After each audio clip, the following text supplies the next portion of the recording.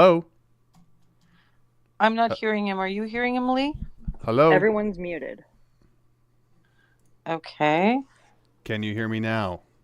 Can you hear me now? I'm trying to do a mic check with Greg. I'm not hearing it.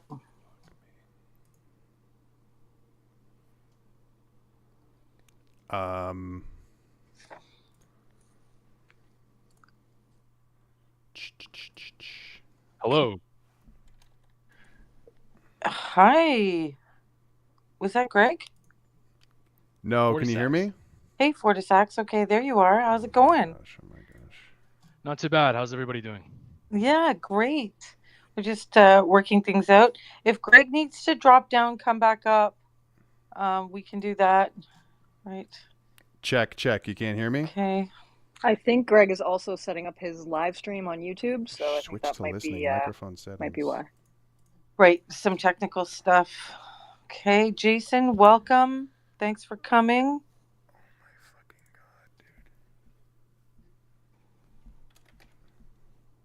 All right. Well, I know that Greg has all the rules planned up, but we're just really excited about this. Oh my and, God, you guys can see this, eh? Fuck. We want to stay friends boomer afterwards, tech and right I'll now. be able to go out for Jeez. drinks. So may the best team win. Make some excellent points. Get your jobs. Let's try joining again. Start listening. May the best team win. Make some excellent points. Get your jobs in. Can you guys hear me? Oh, I think Greg had to drop down to listen. Hello, again. can you hear We'll try me? and bring him back up. Can you hear me? Can you hear me now? Can you hear me now? Fuck me. Can we check your mic, Greg? Hello, check. Oh my God, here we go. Fucking idiot. Hi, is that better? Hello? Yes. Yay! I am so sorry about that. So sorry about that. All right, let's get started. Thank you so much for the Base Maiden for hosting this. Thank you for Lee for being a moderator. Sorry for the technical difficulties. Off to a great start. I'm going to introduce everybody shortly, and we can get started. I just wanted to kind of frame the conversation, outline the guardrails for this discussion tonight. Thank you for all being here. We've seen Donald Trump talking about it. We've seen every Canadian politician posturing about it. Trump sounds serious about getting Canada to become the 51st state or part of America. He's brought up drug cartels, the infiltration of Chinese or foreign influence.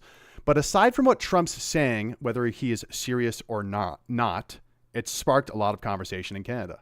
And tonight, during this discussion, we will be focusing on keeping the guardrails on Canadian interests. I think both sides of this debate tonight are concerned about foreign interference and corruption within Ottawa and our Canadian government and institutions. So the question is, and the focus is, what is the best path forward?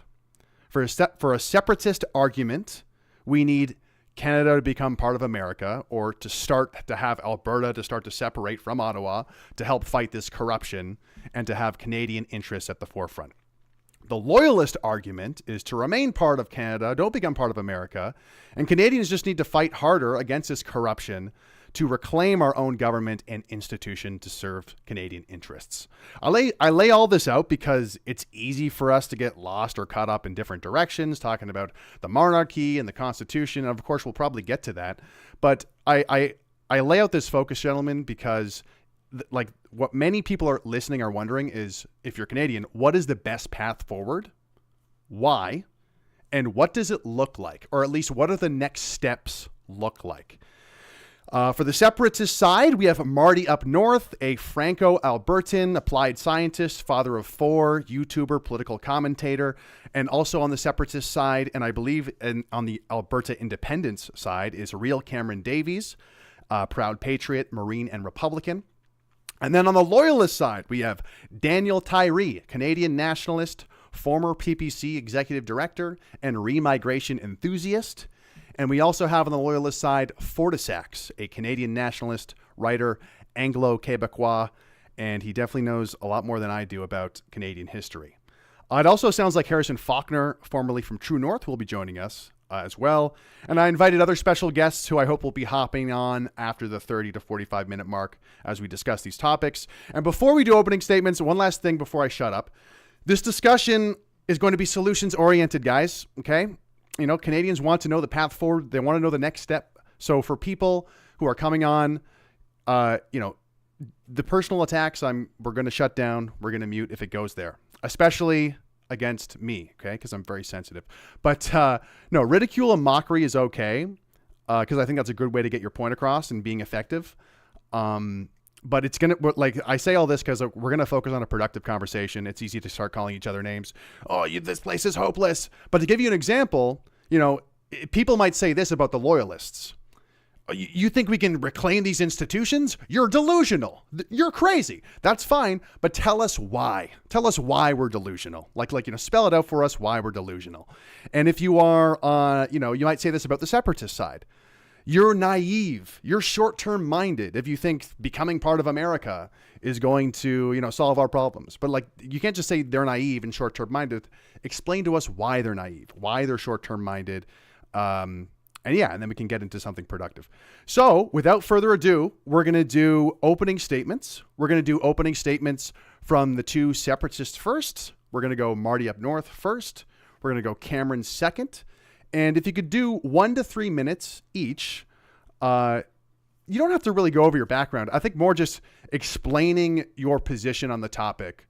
Like, what is the best path forward, do you think, for Canada? So we'll do Marty up north first, then Cameron, and then we'll go to Daniel and FortySacks after that. You'll get up to 3 minutes each.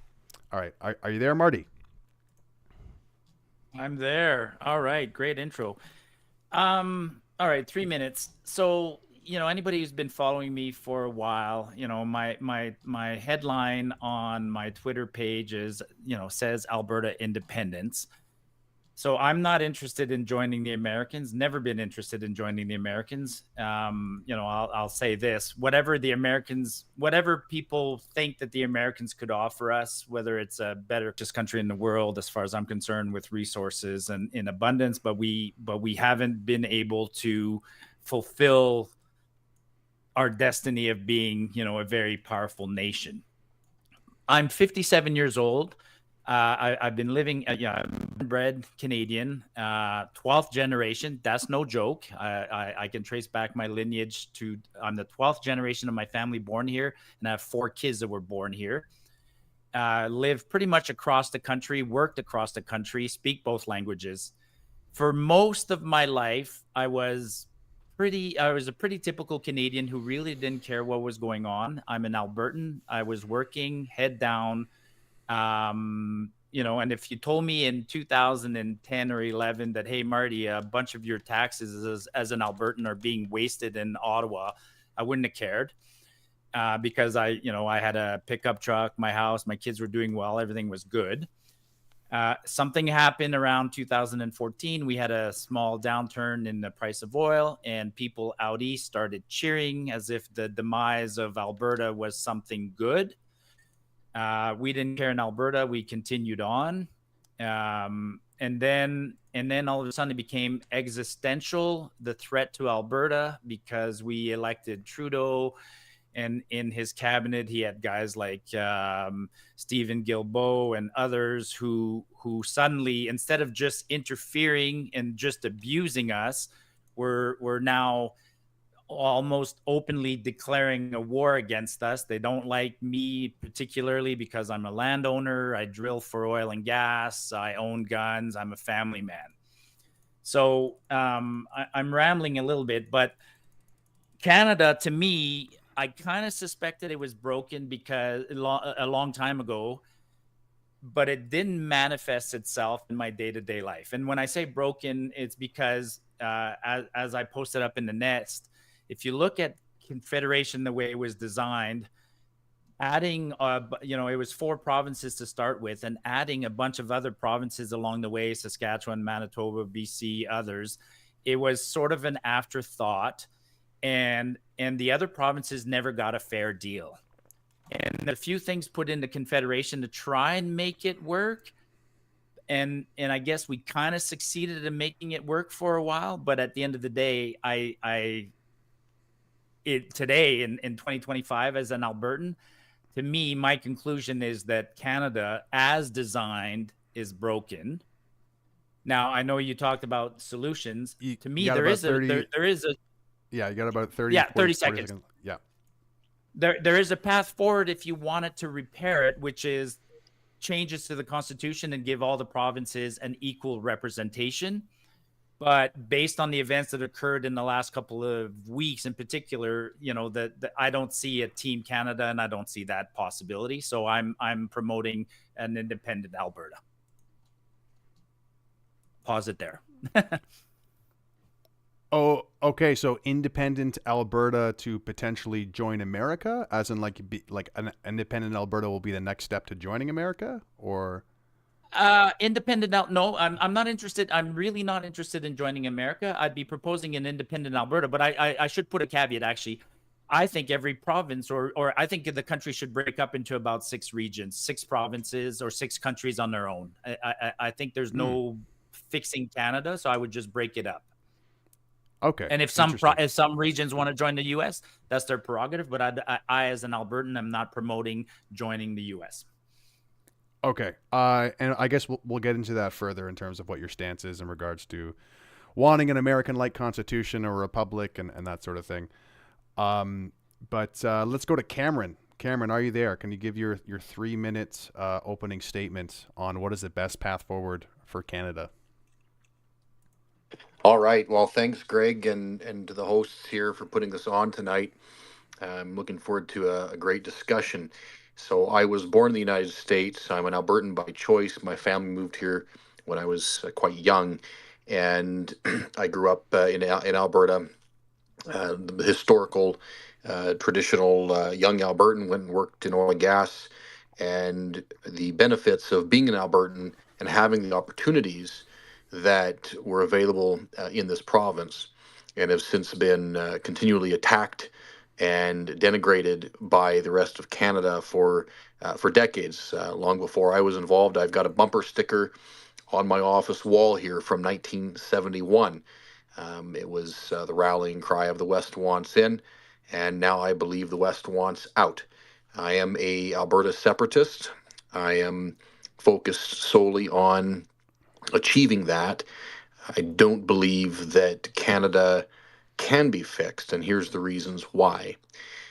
We have a cultural difference between Eastern Canada and Western Canada, and what I mean by that is the view of self-determination, the strong independence mindset, the desire to be left alone and free to forge our own path, whether that be in a career or otherwise. There is a fundamental cultural difference.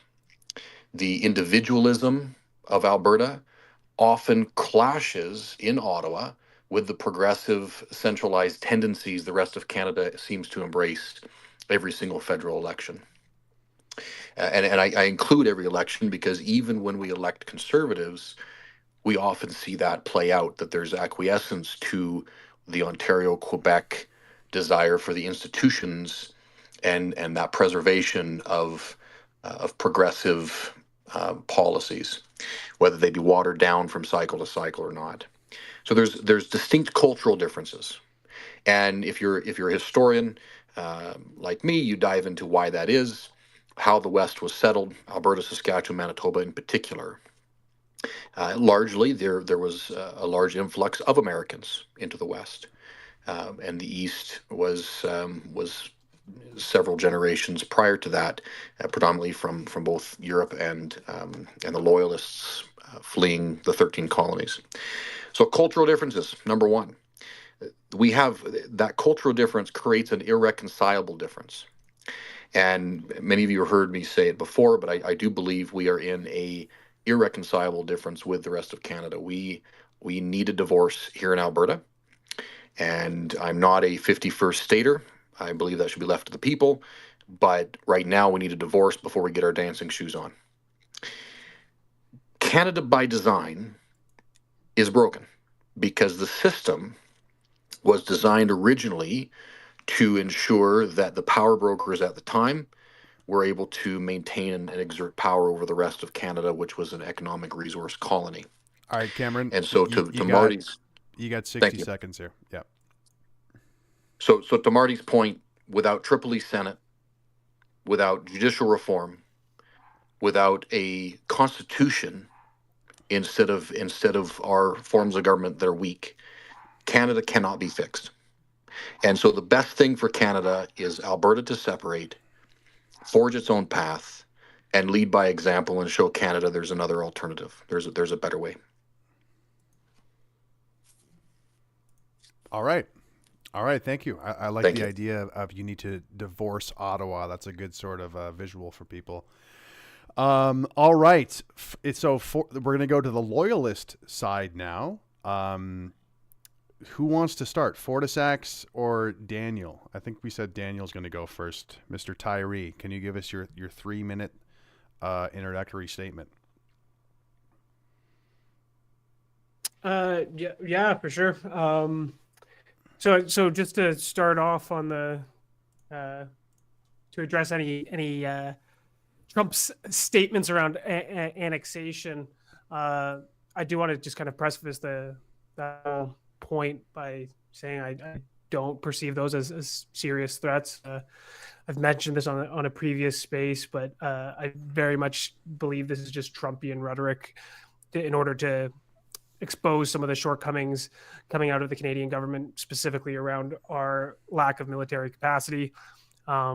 In the modern context, the Arctic has become a more active geopolitical zone, and Canada has limited to no ability to control an increasingly important area of the globe.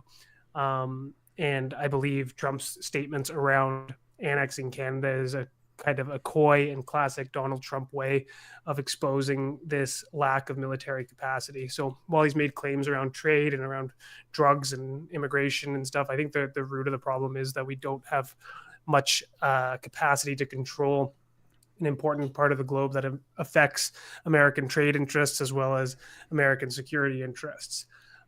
It's kind of been a missed part of the conversation and the response from the Canadian government. So in terms of annexation, I don't think it's a credible thing that's going to happen. It doesn't seem to be a central point of this conversation. It sounds like we're going to focus more on separation rather than annexation. So I just wanted to quickly kind of put my thoughts on that aside. In terms of our national sovereignty, our union as a confederation, and our distinction from the United States, I think the root of my position philosophically is that any benefits of joining the States would be focused on kind of short-term gains that is a bit too short-sighted. People cite things like getting lower taxes, access to the First and Second Amendment as key benefits of joining the States. But really, I think what's most important as a nationalist is that we're not simply individuals that seek personal gain and satisfaction. We're only the most recent iterations of a long heritage of Canadians. And it's our duty as Canadians to preserve this nation for the benefit of our people and for the benefit of our descendants. And it would be a betrayal to our ancestors to cede this great country that they built to the Americans in order to gain short-sighted interests like I listed previously. It's our duty as Canadians to ensure this country is governed well for the future of our people. I completely agree with the Separatists on the other side of the You got about the floor. 60 seconds. That the recent governance has been poor and has certainly negatively affected Western Canada. But I don't think the solution to that is separation or joining the States. I think the solution is creating a better government that serves the interests of all of our people, Western and Eastern. All right. Thank you, DanielTyrie. Yeah, I like what you said about it's our duty to satisfy what our ancestors had built before us. Mr. FortySacks, are you there? What is the best path forward for Canada, sir? Well, so I wanted to thank you all for inviting me. It's a pleasure to be here and to engage in this great Canadian tradition of debate. In the spirit of the Fathers of Confederation, we channel the energy of titans like Sir John A. Macdonald, Georges Etienne Cartier, Thomas D'Arcy McGee, and George Brown, and Alexander Galt, men who didn't just build a country, but defined its character. I want to begin by expressing my sincere sympathies to our Western provinces, especially Alberta. I believe that for far too long, they've been on the receiving end of a federal government that has been, at best, apathetic, and at worst, openly disdainful, if not hostile. Alberta has contributed immensely to the Confederation, not only by providing critical natural resources, but by sending trillions of dollars to the rest of the country through transfer payments over decades. The reality is not lost on many conservatives in the East, and I believe I speak for many when I say that if it was up to us, it would stop immediately. Ontario and Quebec are the economic engines of Canada. Equalization payments to Quebec are not only outdated, but completely unnecessary. As a matter of fact, they only account for 9% of Quebec's budget, according to their own 2024-2025 Finance Ministry report. So this is no longer about need, it's just purely entitlement. It's purely entitlement and greed. Now, as an Eastern Canadian, my roots run deep, much like Marty, who calls himself a 12th generation Franco-Albertan. Likely traces his lineage back to the Filles du Roi, just like my own ancestors, as a 12th generation Quebecer. That makes him something more than a resident. It makes him an ethnic Canadian. Before Confederation even had a name, Canadians were here. Settlers and builders and explorers. Most Canadians today descend from two founding groups, British and French, who became Anglo-Canadian and French-Canadian. And these aren't just categories, they're cultures, languages, ethnicities, shared memories. And even in Alberta and Saskatchewan, often thought of as newer, more individualistic provinces, these roots are still strong. Alberta today is 47% Anglo-French. Saskatchewan is 55% Anglo-French. Their flags, names, and founding institutions tell that story. The Cross of St. George is on Alberta's coat of arms, the name Alberta itself drawn from Queen Victoria's daughter. Westerners might think of themselves and their history beginning with cowboys and ranchers, but the first men with spurs on the prairies were the Northwest Mounted Police, sent by Macdonald himself to keep opportunistic Americans from carving up free land into U.S. territory. The West was protected and claimed by Canadians, not by Americans. We're not just citizens who live in a post-national proposition. We're a people with one heritage, sons and daughters of Loyalists, Courreaux des Bois, and Filles du Roi. I think now we should speak frankly about why Canadians today, particularly younger ones, are looking south. They want three things: the First Amendment, the Second Amendment, and a better economy with more opportunity. And I'm sympathetic to that. I feel it. I feel the squeeze myself. Jobs, housing, private health care if they can afford it, right? You got 60 Fair enough. seconds. These are all real concerns.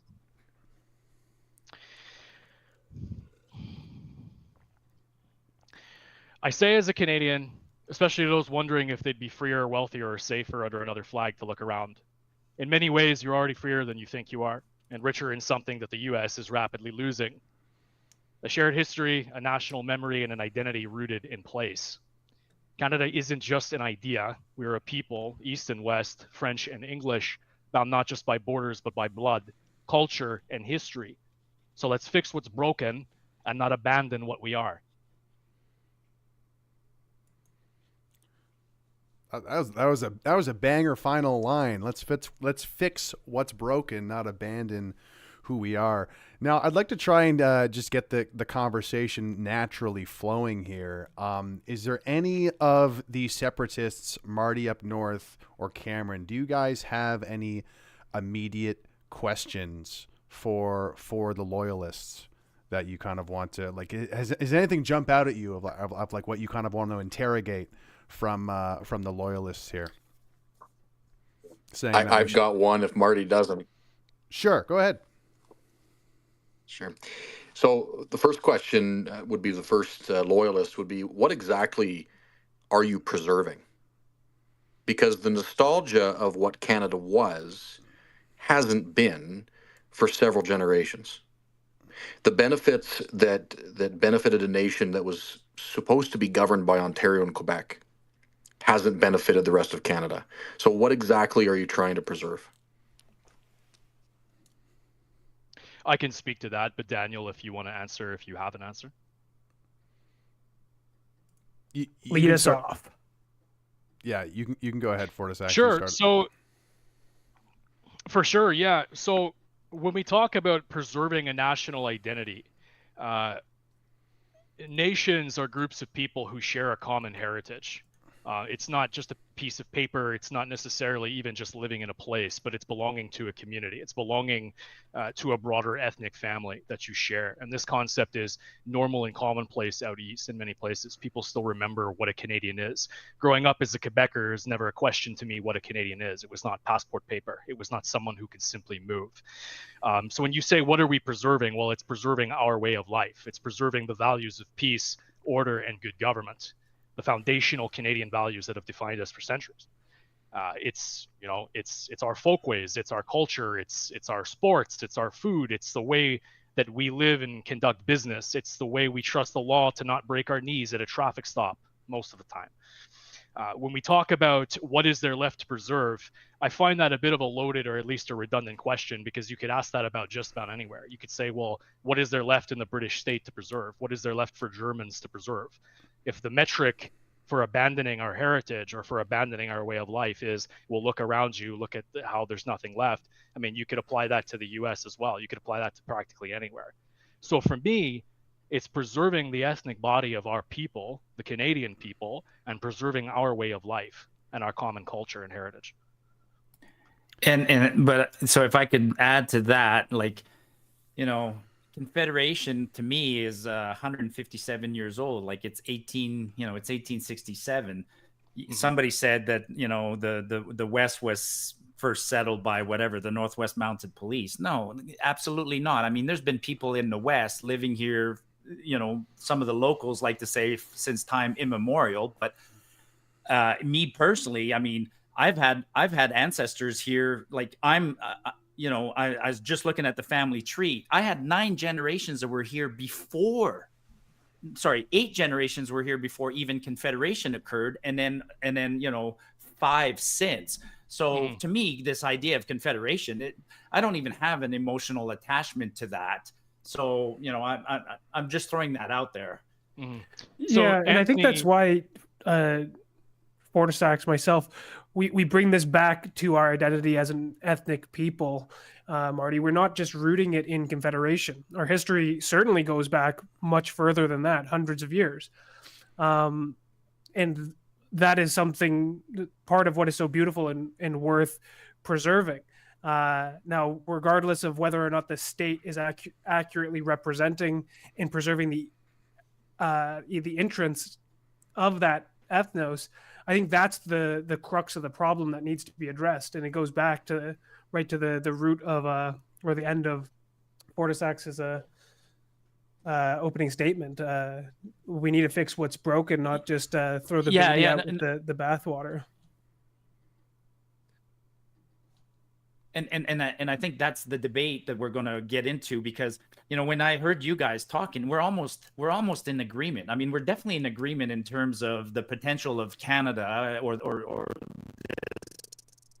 territory. I think we're all in agreement that we're not interested in joining the U.S. in the short term. The debate simply becomes at this point: is Canada, can it be repaired? And that's the debate. And so.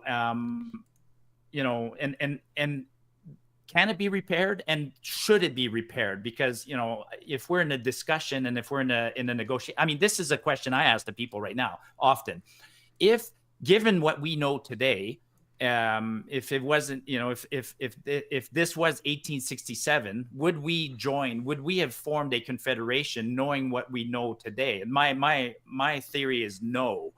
So I think, that's my debate. Is it repairable or not? And people are going to have a hard time convincing me the Confederation is repairable, because as an Albertan, I don't know what's in it for me. I don't see the value of being part of this Confederation. There's another aspect of this that I think critical to address, and that is that cultural difference. So, FortySacks, you brought the Anglo influences in all of Canada, and I would just challenge that because by 1890, some estimates upwards of 100,000 Americans settled between Alberta and Saskatchewan, and that created a very different culture in the West. 1.2 million Eastern European immigrants came to the West in search of life, independent. We're looking for ups, not handouts. And that fundamental difference from the 45,000 Loyalist Americans who fled the 13 colonies, created an influx population, the Loyalist population of Ontario and Quebec in the late 1700s. And so there is a cultural difference between East and West. But you highlighted another issue that I think is critical to point out.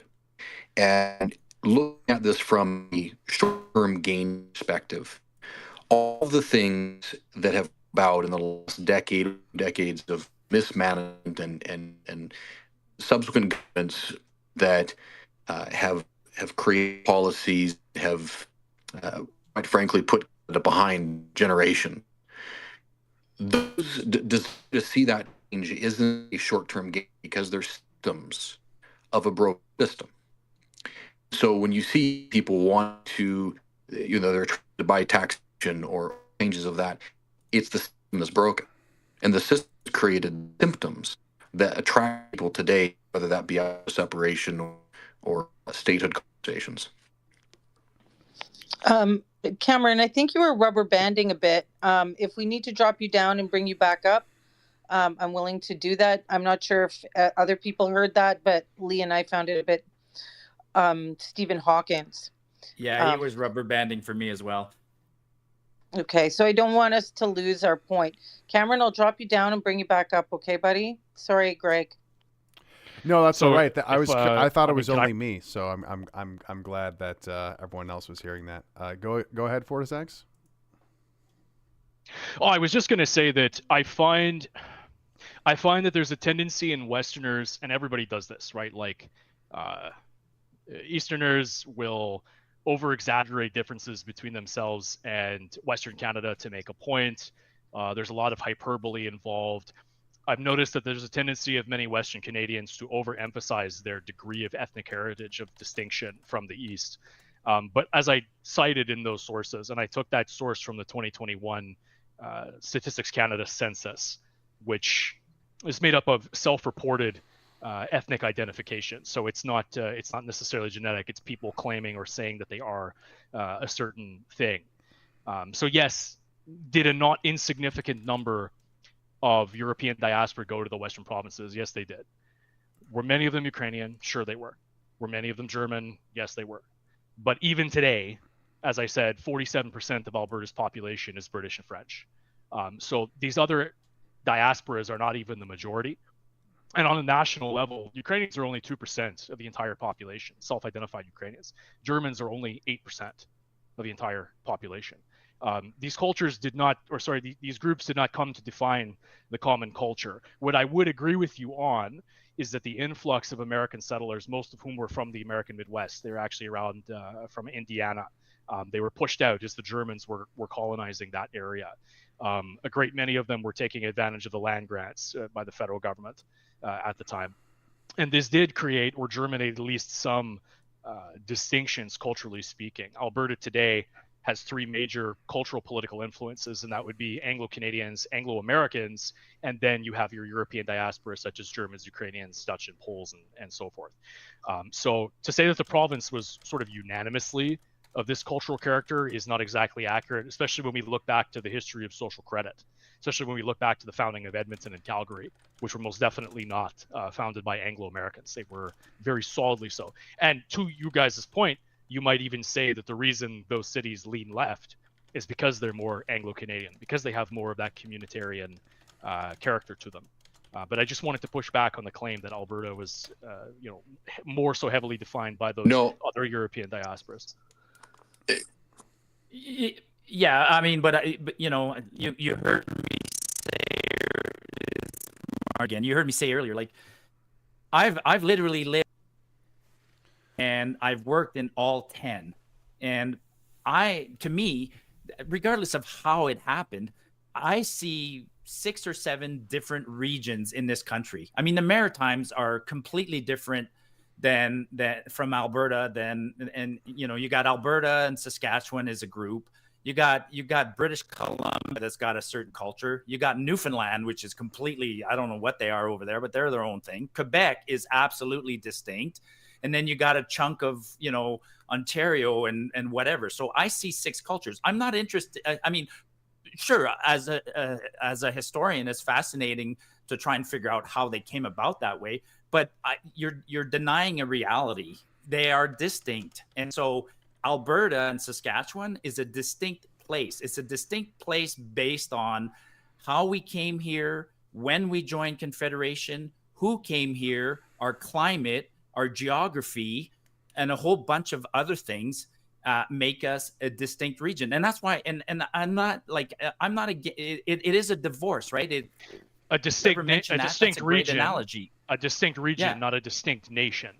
And I would never deny the regional distinctions in Canada, but to suggest that enough we're to that make it a different from distinct the East, enough to make it a distinct culture and a distinct nation. I mean, we have a different attitude towards work. We have a different attitude towards entrepreneurship. We have a different attitude towards guns and hunting and nature than somebody who lives in, I don't know, Nova Scotia. Hold on, couldn't you make the I same think you'd argument find- though? Could you not make the same argument about the inner city of Edmonton or Calgary versus like rural Alberta? Like, I'm sure you could find a lot of like blue-haired freaks in Edmonton who are like, we hate guns and all that sort of thing. Yeah. No, I hear that was my point. I've heard that argument brought up. Like, where do you stop? How small do you get? Right? Like, do you after people say that once if Alberta becomes within another generation, we'll split Alberta into half. That's the potential. I mean, that's the balkanization they call it, right? How small do you get? And I don't have an answer for that. I really don't. But as a starting point, I can see big regions right now. I think interesting. I think Go ahead. this is a bit of an oversimplification at the same time. Like, as has just been pointed out, there's differences between rural areas of the country and metropolitan areas of the country. Like, someone from metropolitan Calgary might have much more in common with someone from metropolitan Toronto, and someone from rural Ontario might have much more in common with someone from rural Alberta. There are regional differences. There are rural metropolitan divides across this country. But at the end of the day, I think there's a lot more that brings us together than brings us apart. Like, if you compare, I've done a fair amount of traveling around the country as well. And while there are differences, we still broadly have this similar lived experiences, especially compared to people from other countries. There's definitely a shared nation, and that is to say nation in the purest sense of the word, a people with a shared heritage that have been, defined and changed over generations of living in different geographies and different climates and so on. But at the end of the day, we're still rooted in that shared heritage as a people. And I think protecting that and having a state that represents the interests of that is what's most crucial. Another consistent thread here seems to be that there is a systemic dysfunction in the roots of Confederation. And while I think that the Canadian state has been very dysfunctional for generations now, I think the bigger issue is our shared identity crisis, which has more been caused as a result of the influence of the dominance of the American global hegemon particularly impacting us due to our geographic situation, being so close to them, creating these economic ties that has dramatically influenced our culture, creating a profound identity crisis across the country, which has manifested in a government that has embraced a style of liberalism that doesn't represent the Canadian ethnos anymore. And the people are detached from that problem. And to find a solution, we need to kind of return to our roots, return to those principles of peace, order, and good governance in order to have a sort of national renaissance. If I could on that note, Daniel, the notion of peace, order, and good governance is shorthand for take what we give you and fall in line to the rest of Western Canada. And it's not.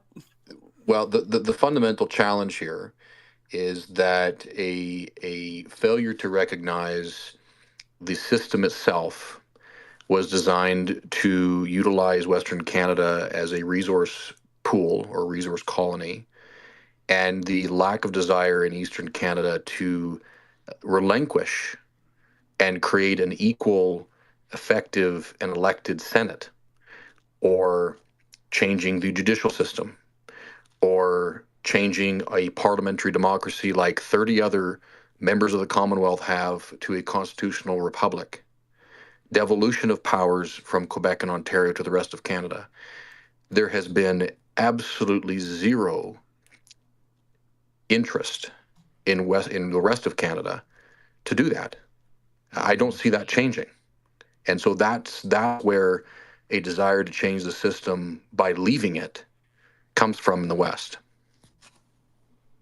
But I think real practical problems are poor leadership, poor governance. I think if we didn't have a government that was infringing on firearms ownership, if we didn't have a government systematically trying to destroy the economy of the Western provinces and instead enabled their flourishing, that Western alienation would not be a concept. I think if we had good governance in this country, there would be no issue with Western alienation. So just to clarify, just to clarify what Daniel is saying. So just to kind of simplify it for people, because I'm trying to follow here. Essentially, Daniel, what you're saying is that the sort of alienation of Alberta and this sort of using them for resources and kind of taking them out of the conversation or disempowering them in Ottawa is actually not how the system is designed, but it's more just how the actual politicians themselves make their decisions. It's not part of the system, but it's actually just the individuals in the systems who are kind of imposing this or kind of creating this disadvantage and disenfranchisement to the West. Is that a good simplification? Sure, it's bad leadership. So I also wanted to push back Cameron, namely that there actually were two attempts at rectifying this situation, and those two attempts were Meech Lake and Charlottetown, and they were spearheaded by the East. The East did try to fix the constitutional problems and the power balance in the entire country, and both attempts failed because all parties involved basically screwed the pooch. So we did attempt, and the last attempt was Charlottetown in 1992. It ends up that Manitoba and it was either Manitoba and PEI or Manitoba and Newfoundland who didn't sign or didn't ratify the changes. But they were effectively torpedoed by everybody involved. All premiers were cutthroat, all premiers were out for their own provinces. There were attempts. So to say that there was no attempt to ever at any point acquiesce to the West, that's not exactly accurate. And just to that point, without devolving into Meech Lake and Charlottetown Accords and the details, whether that was entirely favorable to the West or not, on all sides is another debate. But what I would say to Daniel's point, particularly on the politicians we elect being the problem, not the system of government, I would challenge that, because the system of government has allowed multiple elected cycles to bring us politicians, predominantly supported by the East, who have done exactly that. The attacks on industry, the attacks on our way of life, and the things that make the West a unique and distinct culture. And that's a system problem. It's not just elected officials. It's a system that allows those types of politicians to continually be elected, and that's what's broken in Canada. I just wanted to take a minute here and interrupt. There's some people in the comments. We will be opening the mic after a while after the debate has kind of wrapped up, and we'll be opening the floor. Okay. Thank you. I'm breaking up. I might have to drop and come back, but I want to ask one question from either Daniel or FortySacks. You got a partner in Confederation who's unhappy. Why do you want Alberta to stay? Why do I want Alberta to stay? Because at the end of the day, regardless about whether or not we sling poo at each other, Albertans are Canadians, goddammit. We're part of the same family. We're part of the same nation. Okay, the vast majority of Westerners come from back east. You yourself included. You're a 12th generation Franco-Albertan. Your family would have gone the same time Anthony Henday was exploring the Saskatchewan River. And because you're a descendant of the Filles du Roi, that makes you and I probably distant cousins. And that's not even a joke because of how small the French-Canadian population was at that time. If you take a DNA test from somebody from Nova Scotia, and you take a DNA test but from you somebody... didn't answer the let me question. finish. Why do you? So you want us why to do I stay care? just because we're Canadians, or are you afraid of breaking up the country, or what's in it for you? Like, why would you want an unhappy partner to stay? Do you know why Confederation was formed, or one of the main reasons? Yeah, to run a railroad across the country, so that or to pillage land in Alberta and to enrich the pockets of people out east. Okay, so after the American Civil War, part of the motivation for uniting into a confederation was to stave off American expansionism. Actually, this was the primary reason, one of them. And the fact of the matter is that the U.S. and the Union Army was massive, and they were, at many points in our history, looking to deprive us of our sovereignty. You might even say posterity for ourselves and our children. Maybe that's more preferable in your language. The fact of the matter is, we're too small of a population, we're too small provinces, and we're better off united. If sovereignty is your goal, if maintaining your independence and your quality of life for foreign oppressors, be they American or Chinese or Russian or whatever, you know what I mean? If you value that, then the Canadian path forward is the best path forward. That's why I want Alberta to stay, because I don't want to see Alberta subsumed by global powers. I don't want to see Alberta subsumed and as a consequence weakening everybody else in the Confederation if they do so. And I am against Quebec separation for the same reason, although obviously I'm sympathetic to it for similar reasons. But what I say, no, is it good if we all break up and then we're gobbled up by the States or the Chinese or the Russians? No, of course not.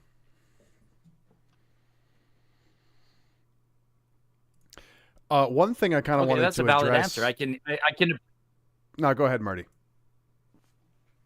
No, I said, you know, at least he got to a good part of it. You know, I can accept that. You know, the fear that divide, those are the kinds of answers I like to hear from people. I mean, the follow up to that would be, you know, why do you want us to stay? And if we're about to, that would be the follow up. But maybe let's move on and, you know, back up so you'll. I'll wave so you guys can. What? Marty, were you looking up? Is Marty choppy for other people as well? He's gonna draw and leave. Okay. Hopefully Marty can join us. If you want to drop out for a sec, Marty, then join us back in.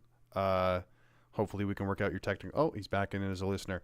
While I have the mic now, I'll just say that I feel like a sort of thing that we've sort of agreed upon that is also a kind of a parallel conversation in the States is there's a lot of people pushing in America, and even who are part of MAGA, who are saying, well, the nation is actually just a paragraph. It's just an idea. It's just an economic zone. And especially the Loyalists here in Canada are pushing this idea, well, actually, the nation is a people. It's a people that has a specific history, ancestry, and ethnic makeup. And I guess I'm curious if the Separatists believe in that. It sounds like you do, but I feel like that's kind of the main emphasis or kind of uniting thrusts of the Loyalist side here. I don't know if we're going to get Marty back, but Cameron, did you want to say anything about that? Have you noticed this sort of pushing in America as well of, well, America is just a paragraph. It's just an idea. And anybody who works hard can show up and become American, even if they are from Sri Lanka. You sound like Pierre Polyev. Anyone from anywhere can do anything. I mean, I think a Canadian is a Canadian. I think FortySacks and I have this conversation here already tonight that we both hold similar views, just with the belief that Eastern Canada is fundamentally different than Western Canada, and the people that make it up and why we came here and where we came from might have some similarities, but why we came here and why we chose the West versus the safe, stable, secure environment of the East for generations makes us very different people in who we are and how we view government and how we view the interaction of government with the people and how we want to be represented and the policies that we want to see coming into place by whoever is elected in the East, unfortunately, and how that affects us all. So I think we see it from two different sides, but with a similar note of that the people and the makeup effectively challenge who you are and what you are as a nation. So, I mean, what comes to mind for me when you say this stuff is if I were to talk to a Texan, a rural Texan versus, someone in New York State or even someone in Chicago, and going into middle America, there's a lot of different types of people who would, sure, they'd both be part of America, but they would have speak differently, have different dialects, have different kind of cultural practices. The guy from Texas would know how to lasso a bull or something, and the guy in New York is really good at making a mean latte. So how does that same sort of differentiation not apply to Canada? Why can't we still be a nation united with different regions, with different people, the same way that the United States are? Because the system in Canada does not permit equality amongst the provinces. So why would you stay in an unequal relationship? Do any of the Loyalists want to respond to that? I don't know. I think we're all unhappy with the current governance of Canada, regardless of which area of the country that we live in. I think we have a good cross section across this panel, but also throughout our audience. And I believe the one thing we all share in common is that we're dissatisfied with current and recent government for a variety of reasons.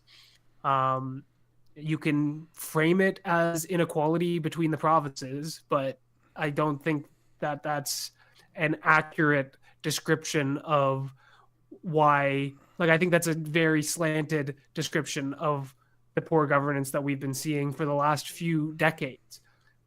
Not even just to limit it to Justin Trudeau or whatnot. So again, I think we can reorient our government if we're better organized, if we push for the kind of philosophy and realignment that we expect as citizens, and we're organized and we use the institutions and parties as mechanisms to our own ends, and have more intention in how we seek our politics, that we can create the change that we want to see in this country. Because I believe a lot of our ideas are objectively correct and are objectively in the best interest of this country. And to just, to say we're just going to leave is a very oversimplified solution as well, because I can see a lot of the same problems, or in even a whole slew of new ones coming towards an independent Alberta or whatnot. I think that's a poorly thought out solution to this problem. And I do want to get into that. I do want to kind of get into questioning the the potential problems of Alberta becoming independent, or the path towards becoming part of America. Like, why would being subjugated by Washington D.C. be any better? There's a lot of potential pitfalls of just being exploited by another group of bureaucrats. But before we get into that, I wanted to ask Cameron or Marty, speaking of the system here doesn't work, we want a state system.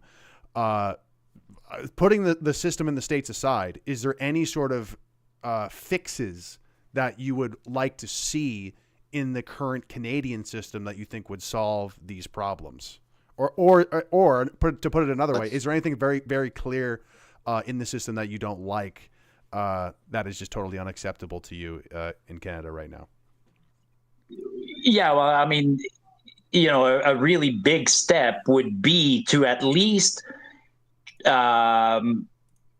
function the way Confederation was intended, because Confederation was not instead intended as a parent-child relationship with Ottawa telling the provinces what to do. It was intended as a true partnership with a very defined separation of duties. And something happened in the last 40 or 50 years where we went to that child-parent relationship. And if we go back to the way it was designed, so as we mentioned gun laws, for instance, or we mentioned resource development. I mean, the fact that Ottawa is literally imposing bans that prevent us from producing our own oil, or forcing us to adopt a net zero policy for our own electric grid, things like that. Like, I mean, if we did that in the short term, then then you'd make my life difficult, because I'm going to be honest. I mean, my position on Alberta in independence is not favored in Alberta. I mean, there's still a good chunk of Albertans that came here in the last 40 years that are very loyal to Canada. And if you want to win them back over, then just get Ottawa to back off and give the powers back to the province. Healthcare is another example. I mean, we literally had to accept certain things during COVID just to get our own money back, because we send money to Ottawa, who then doles it back out to us. Healthcare is a provincial jurisdiction, no more, no less. And now we got Ottawa doing dental care and Medicare and pharmacare and everything else. So just bring it back to the way it was, and you'll buy the country at least another 30 years. And I'll just add to that, I learned today that the police, you guys rely on the RCMP for that, right? Well, that's correct. And that was their choice. Attempts.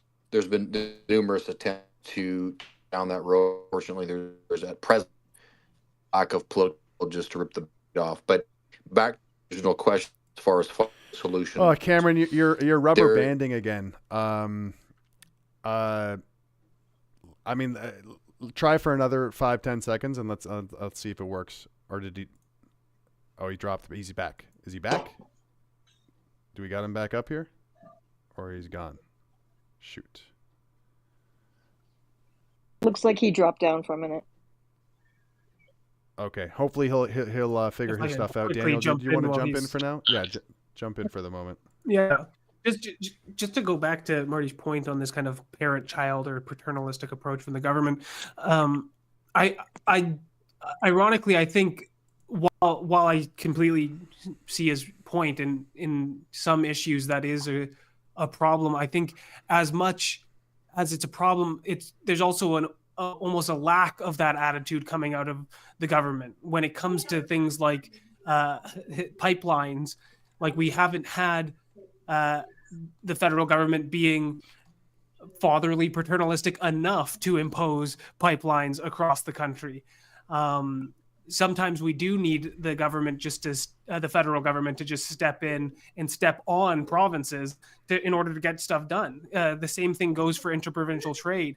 There's been numerous efforts to hammer out a free trade deal across the country, but we fall in this game theory problem where, yes, we'd all be better off if we just traded internally, but then one province steps up and they have one little problem, and then, oh, if that guy's going to complain about one thing, then all sorts of interests start coming up, and then we leave the table and there's still no free trade within this country.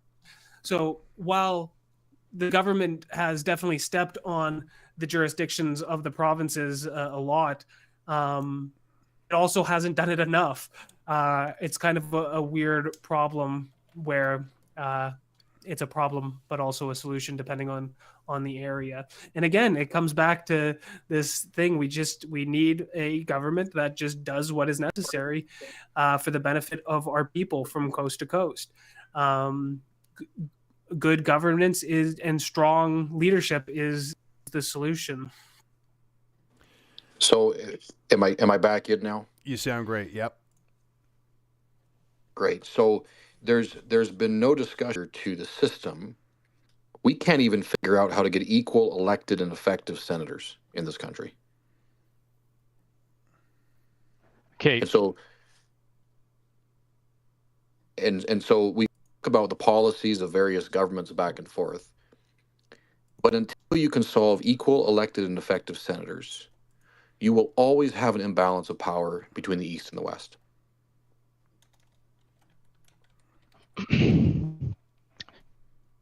How many seats does Wyoming have at the Electoral College and the U.S. Senate? They have the same number of senators as California. Okay, but they don't have the same number of electoral votes. There are 100 senators. Wyoming has the same number of senators as California. But and they you don't need a have 60-plus majority to pass legislation in the Senate. The point So I'm it's trying equal. to highlight here is that not even the U.S. has that level of representation for the smaller states that you're suggesting, and to some degree there will be power imbalance. That's just a fact of life. Texas is going to be more important than Oklahoma. You're Now that doesn't conflating. mean You're conflating a legislative lower house with an upper house. Our No, legislative upper I agree. house is imbalanced. It's not equal. Yes. It's not effective. Oh, I'm aware of that. But what I am saying, you know what I mean? A common point from many Western separatists is, you know, elections are already decided by the East, and when we're in Alberta, it doesn't matter waiting for the ridings to come in or waiting for the votes casted in the ridings. And there's certainly some truth to that. But my point here is to highlight that not even in the U.S. system that everybody is proposing is as equal as you're suggesting here. And I find it curious that many point to the U.S. system as a foundation or as an example, when even those little states do not have as much representation on a federal level. So, you know, I don't know. I think without pointing to the states, we can look at 30 other Commonwealth nations that have chosen a constitutional republic style, which does have an equal upper and lower house. The lower house is by population. The upper house is distributed equally so that regions of your country are represented, at least in some fashion, with an equal voice.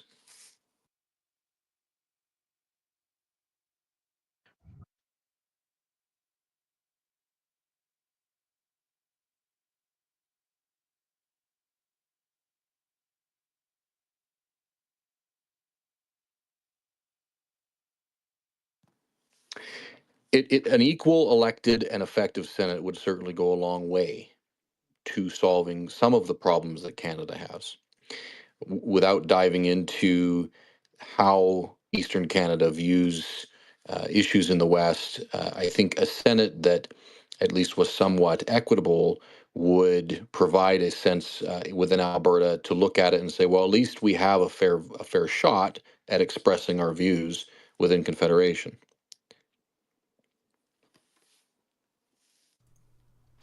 I'm not entirely certain that it would solve all of the, but it would be a great first step.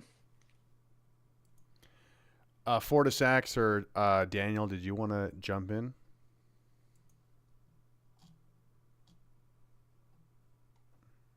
I'm not particularly passionate about Senate reform. It's not an area of expertise by any means. And me neither. I'd definitely be open to changes the Senate is run, but I don't think this is the root of the problems that we can agree upon. I don't think the Senate is a very influential body. I think it largely goes to rubber stamp things. I don't think any of the recent decisions that have negatively affected the West have, originated or been aggravated by the Senate. I think it comes back to issues of leadership, right? It's Justin Trudeau's leadership and policies that have negatively affected the resource sector and the Albertan economy, and the makeup of the Senate would have. I don't think it would have stopped these policies from being quality.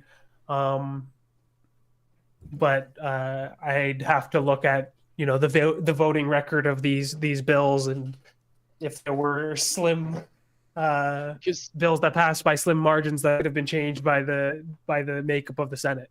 Because the fact of the matter is that the Canadian Senate is nowhere near as powerful in decision making as the American Senate is. Like it's not even really that influential of a body, which is why people don't really care about it.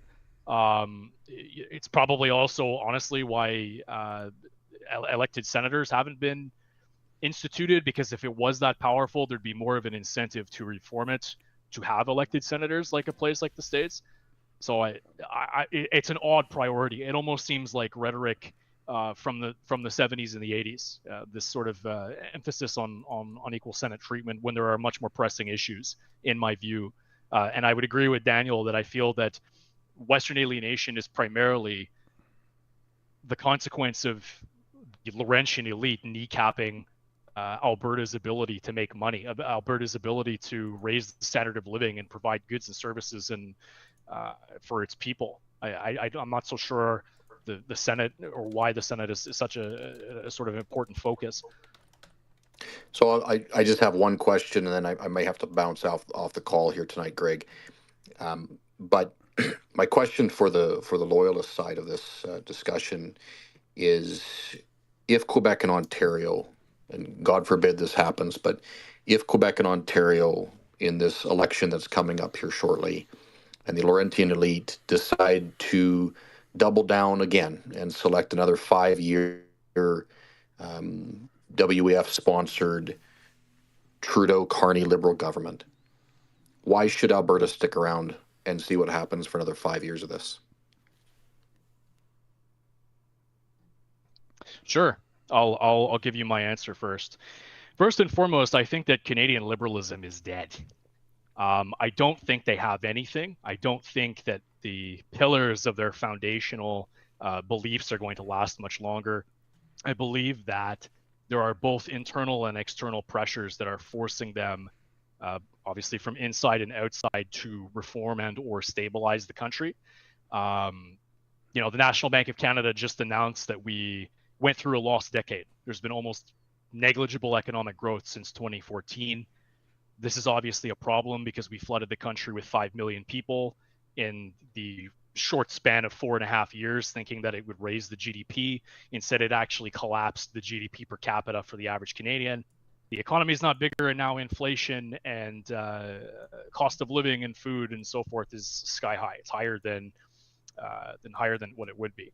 So I'm not confident that the Laurentian elite, even if they want to, is going to be able to achieve the goals that they're claiming. This gun ban, this gun prohibition thing, this is not going to happen.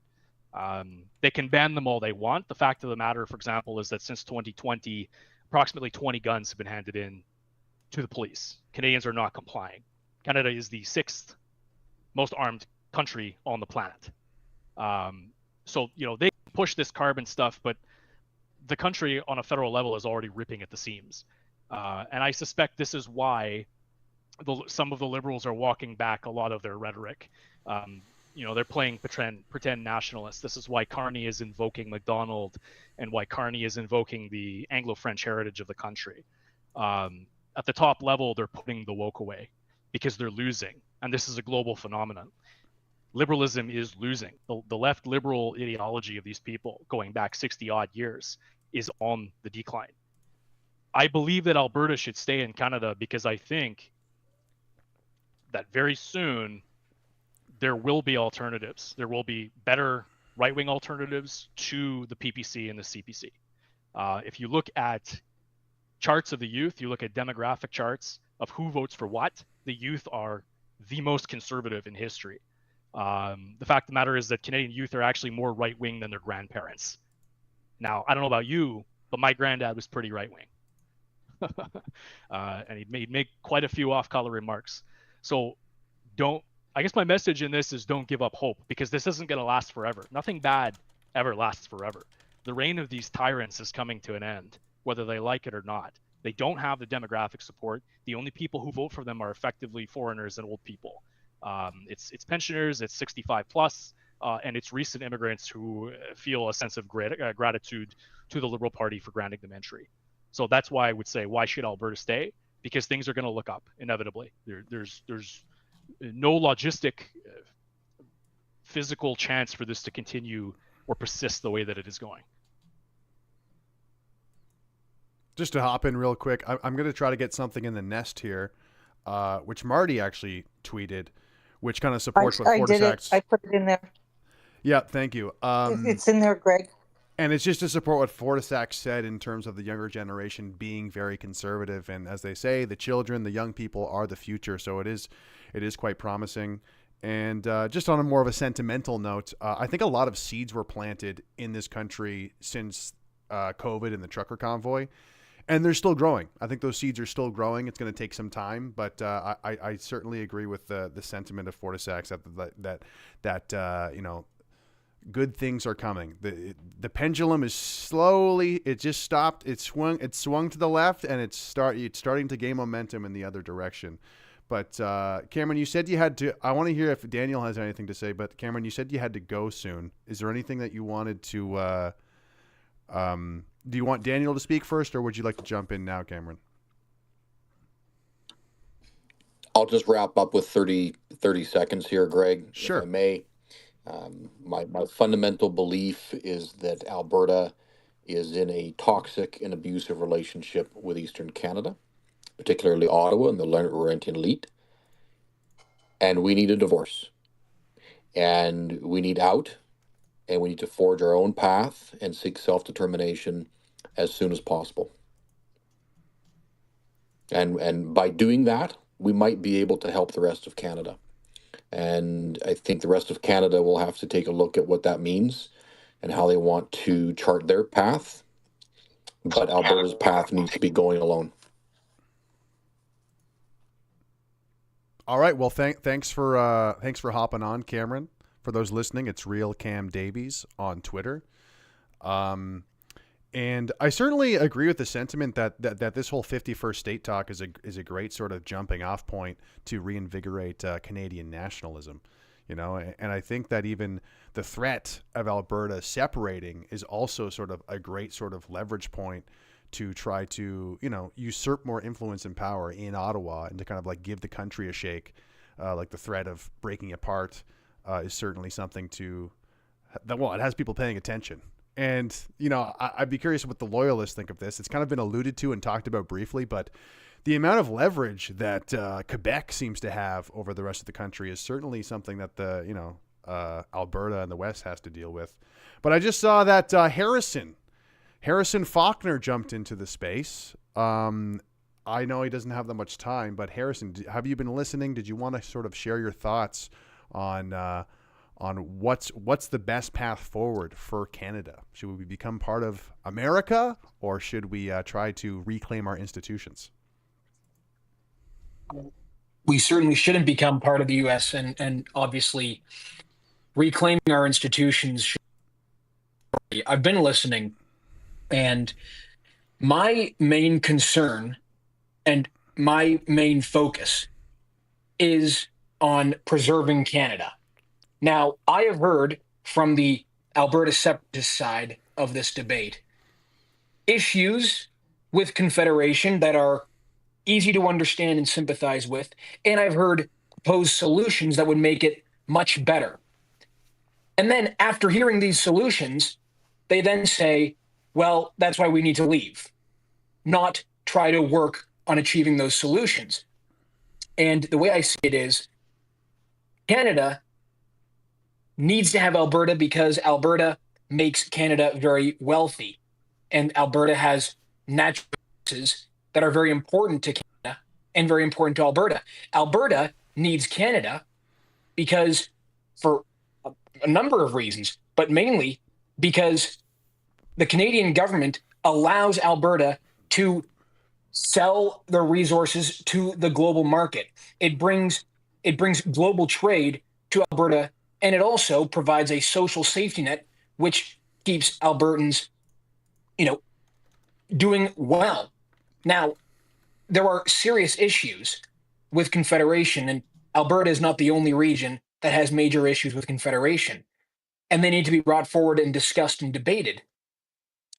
But you don't do that by having a defeatist attitude where once you lay out all the things that would make you essentially drop your position, and I think Marty alluded to that if Canada allowed, Alberta resources to go to market and got rid of this ideology, this keep it in the ground ideology, and allowed for Albertans to have their firearms and gave them more autonomy under Confederation, I think you said that you would basically have a very difficult argument on your hands.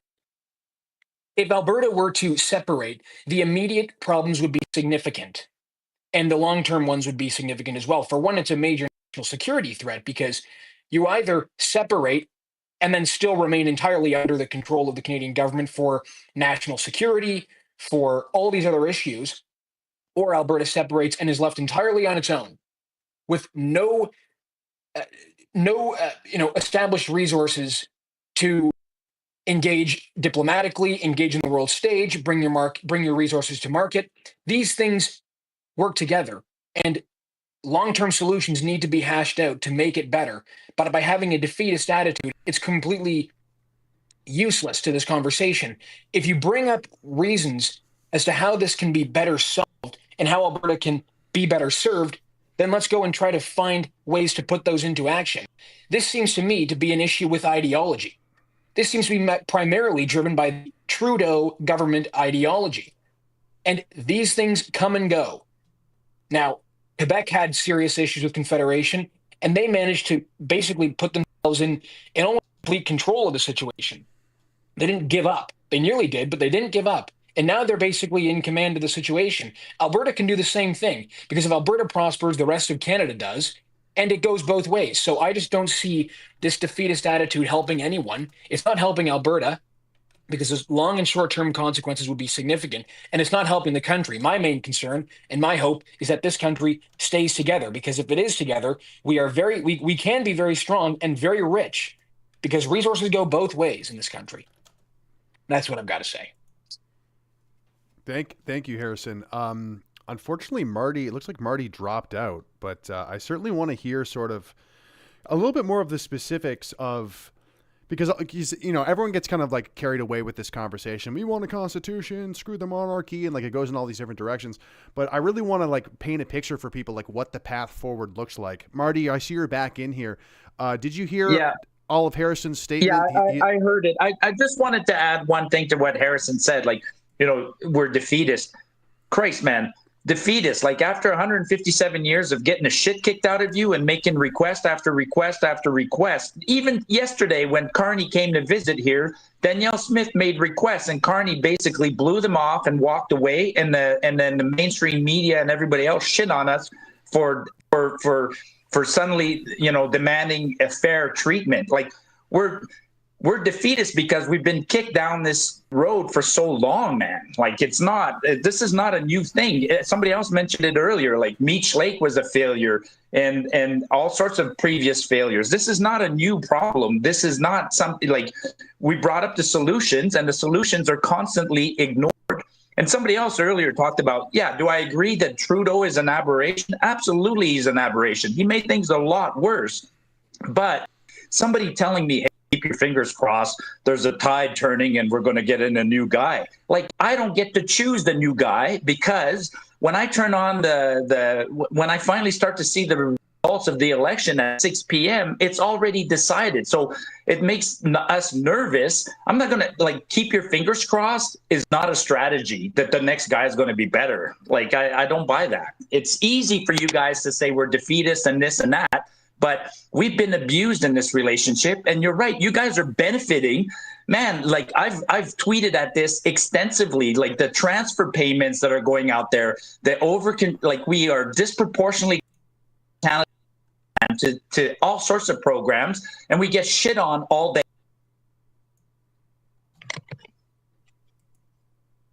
Are you still there, Murdy? You said we get shit on all day was the last thing we heard. Yeah, I'm there. It's tiring to have people tell us that they, be part of Team Canada. The last 3 weeks, man, there is no team. You guys, the rest of Canada almost forced us. Actually, I shouldn't say almost. They're in the process of doing it, and it might happen. Literally, you want us to not sell our resources to the U.S. to be part of Team Canada. There's no benefit for I'll take my chances on being a smaller nation. I don't need the protection of everybody else. I don't buy that argument. I don't buy it one bit. Did any of the Loyalists want to jump in and respond to that? Harrison, did you want to say anything? Or Tyree, I see your hands up. And thank you for sharing that, Marty. That was a very passionate testimony, and I'm sure you represent how a lot of Albertans feel. We've been shit kicked for years. We're tired of this, and crossing our fingers doesn't really sound like much of a solution. Harrison, I know that did Daniel or Harrison want to jump in here? Well, I'll just quickly jump in, and then I'll let Daniel take it over, because it is their debate. I'll just say, and Alberta being on its own, a separated Alberta, makes Canada weaker, and it makes Alberta weaker. Now, if this shit kicking that Albertans have been feeling is true, it's accurate, but it can stop. Basically, what I gather is that Alberta wants to have more equal treatment in the equalization payments. They want to be able to get all of their resources to market without this green ideology stopping these issues. And they just generally want to have more of a say in their long-term destiny. That can all be achieved under Confederation, and these ideologies go.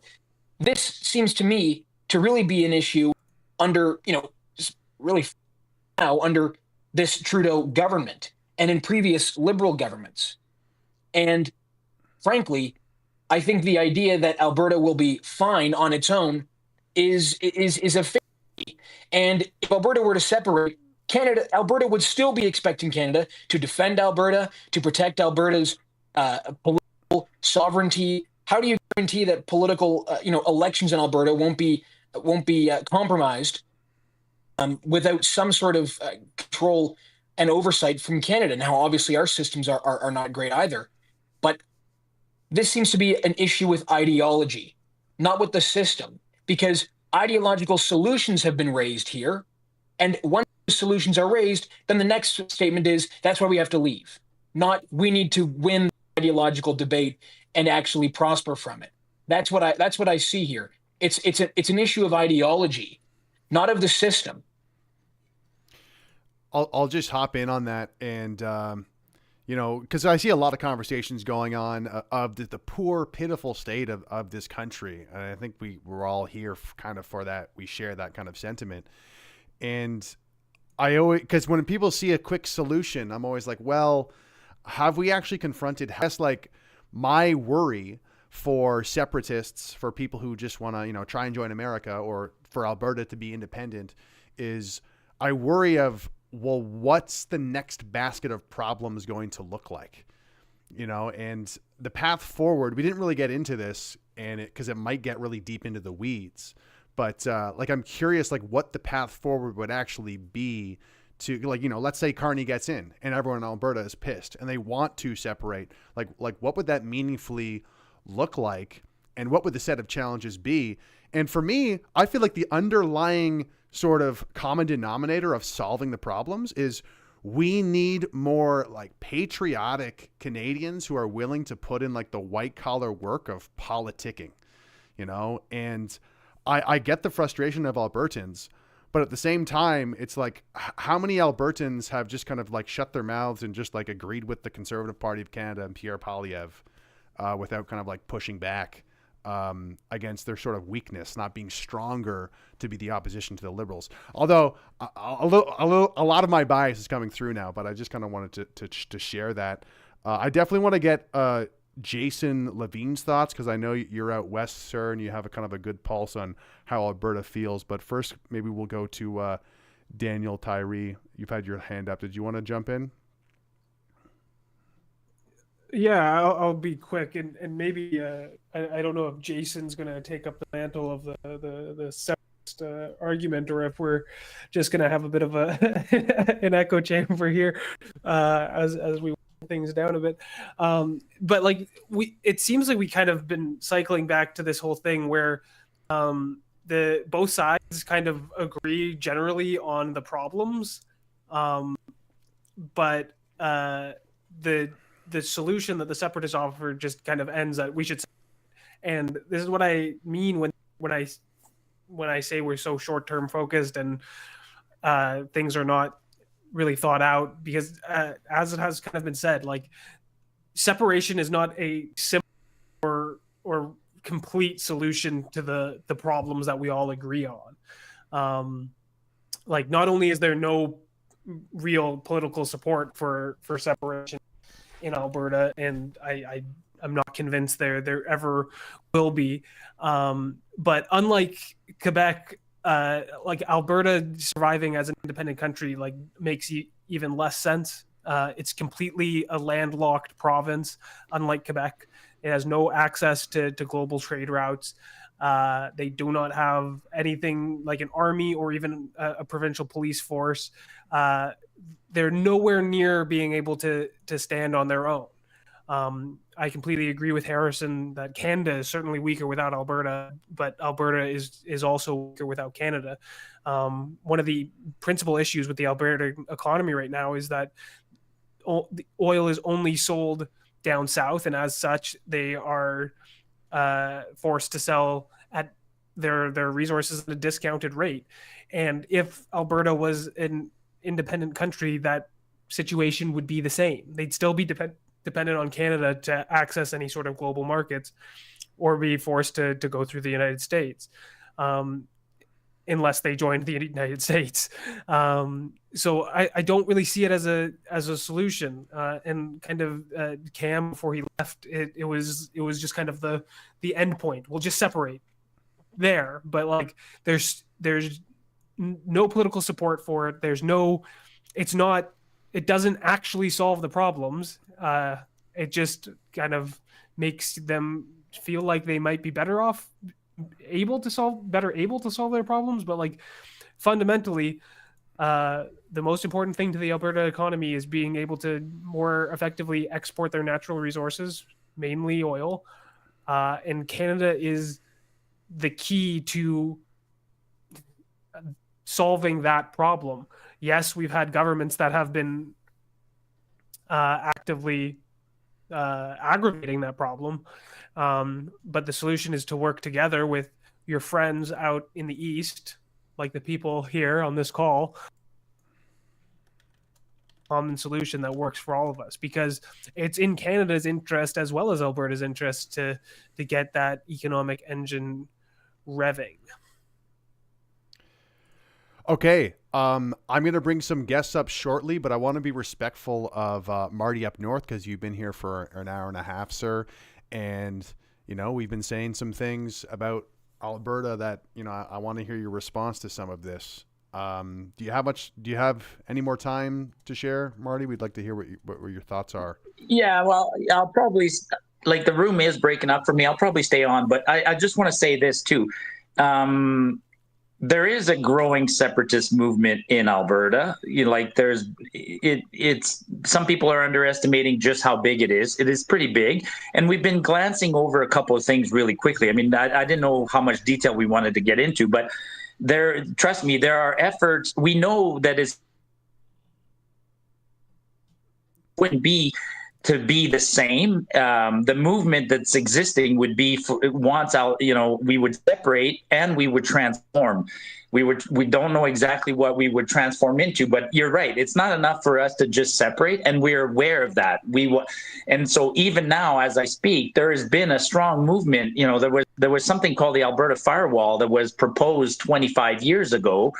And we know that we need to have our own Alberta pension plan, our own tax collection agency, things like that. We do have a police force. It's not an Alberta provincial police force at this point, but we do have sheriffs, and we are augmenting that. So, that's a whole other separate. It's not like people have just said, "Hey, let's just separate and then try and figure it out." We recognize that separation would have issues, and it wouldn't happen overnight.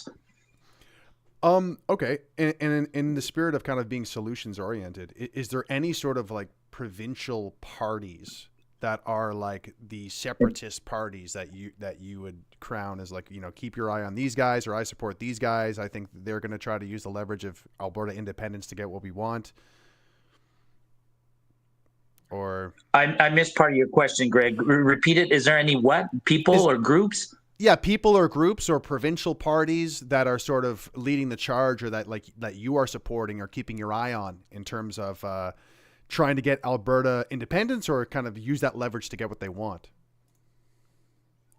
Well, right now we're trying hard to work. I wish Cam was still here. We're trying hard to work with the UCP, current provincial government. I mean, we had 6,200 people show up at our AGM in November, which is, I think it set a record. Even federal parties don't get 6,000 people showing up at AGM. So we are trying hard to affect change from within the existing party.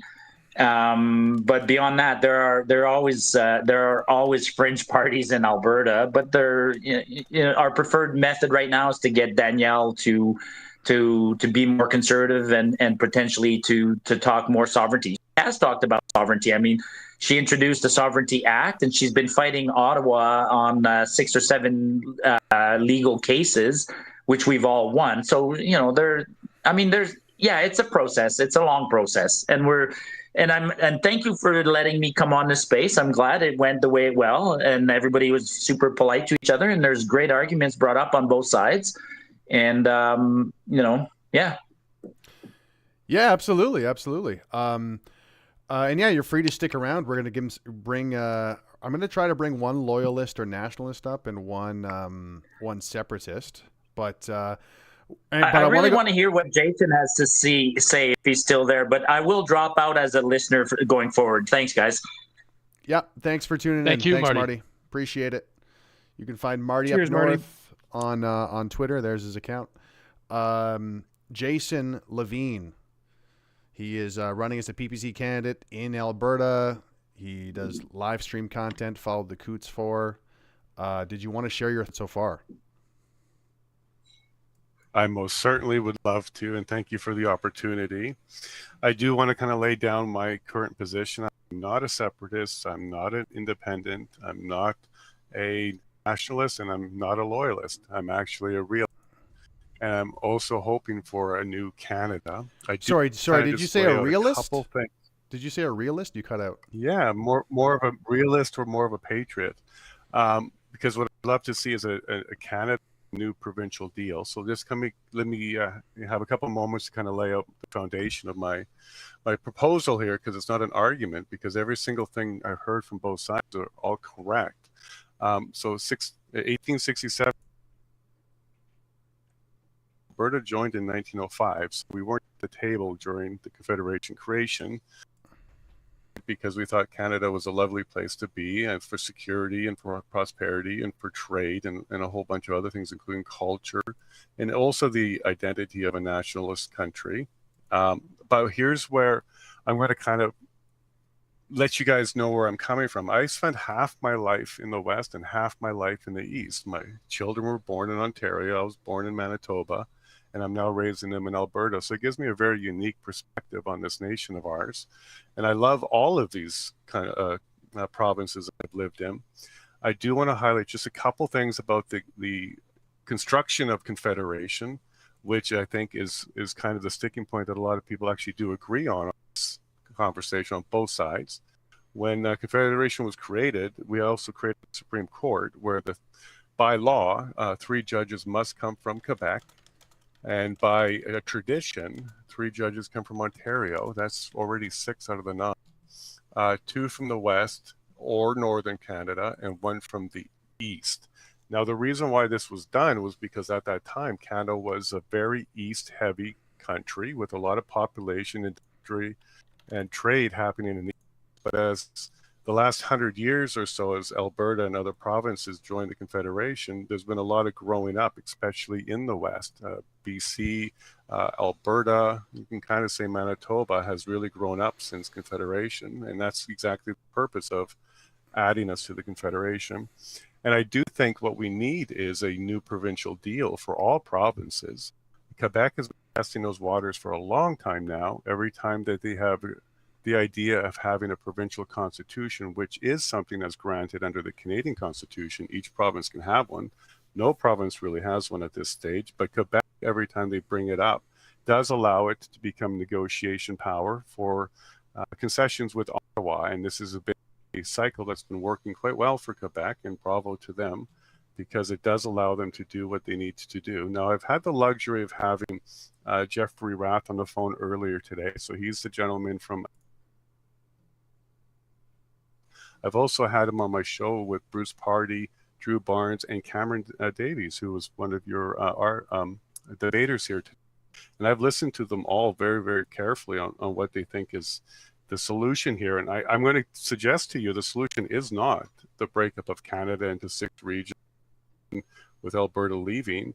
I kind of parrot what Bruce Party from Ontario suggests, which is to have Alberta in a position to support independence. So there has to be a clear and convincing question with a clear response, and start to follow current guidelines. And it's not really law, but it's guidelines from the Supreme Court of Canada under the Clarity Act of 2000, which was initiated after Quebec has done a lot of their separate talk.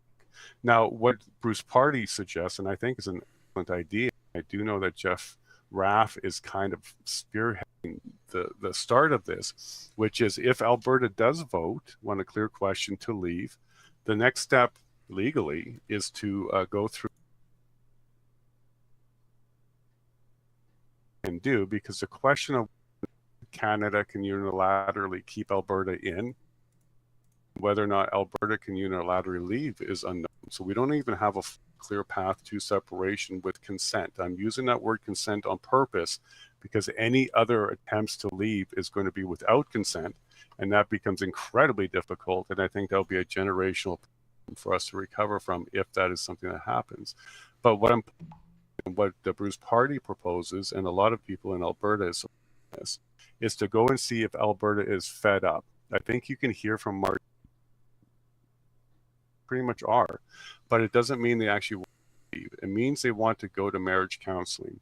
They want to sit down and have marriage counseling. Now, the official name of a marriage counseling in Canada is Federation, not a Constitutional Convention, which allows us to reopen this conversation so that we can actually redistribute things. And this is important in the Supreme Court, because over the last 100 years, the balance of representation for the West hasn't kept up with Canada, even though we have economically grown and we have a population boom and we have actually taken scales quite a bit. There is a lot of truth to what Marty had to say, because on election Jason, night, I'm going to give you like a half a minute here to kind of land the plane. Can you kind of summarize like what this sort of solution of like, managing the relationship or like the divorce counseling looks like? Is this more of a provincial solution or a federal one? Both. So what happens is if Alberta, and this is Bruce Party Alberta's the first to say we want to separate. Other provinces will likely jump on board with that, like New Brunswick, possibly even Manitoba. It doesn't mean separation happens, but it means the conversation is now going to happen with Ottawa. If there's enough support, 50% of the population in 7 provinces, we can do a constitutional convention, which allows a new provincial deal, which means we can hammer out most of these problems, including equalization. The solution is to break it up. I think Harrison was a lot closer to the right solution, which is we need to sit down and renegotiate.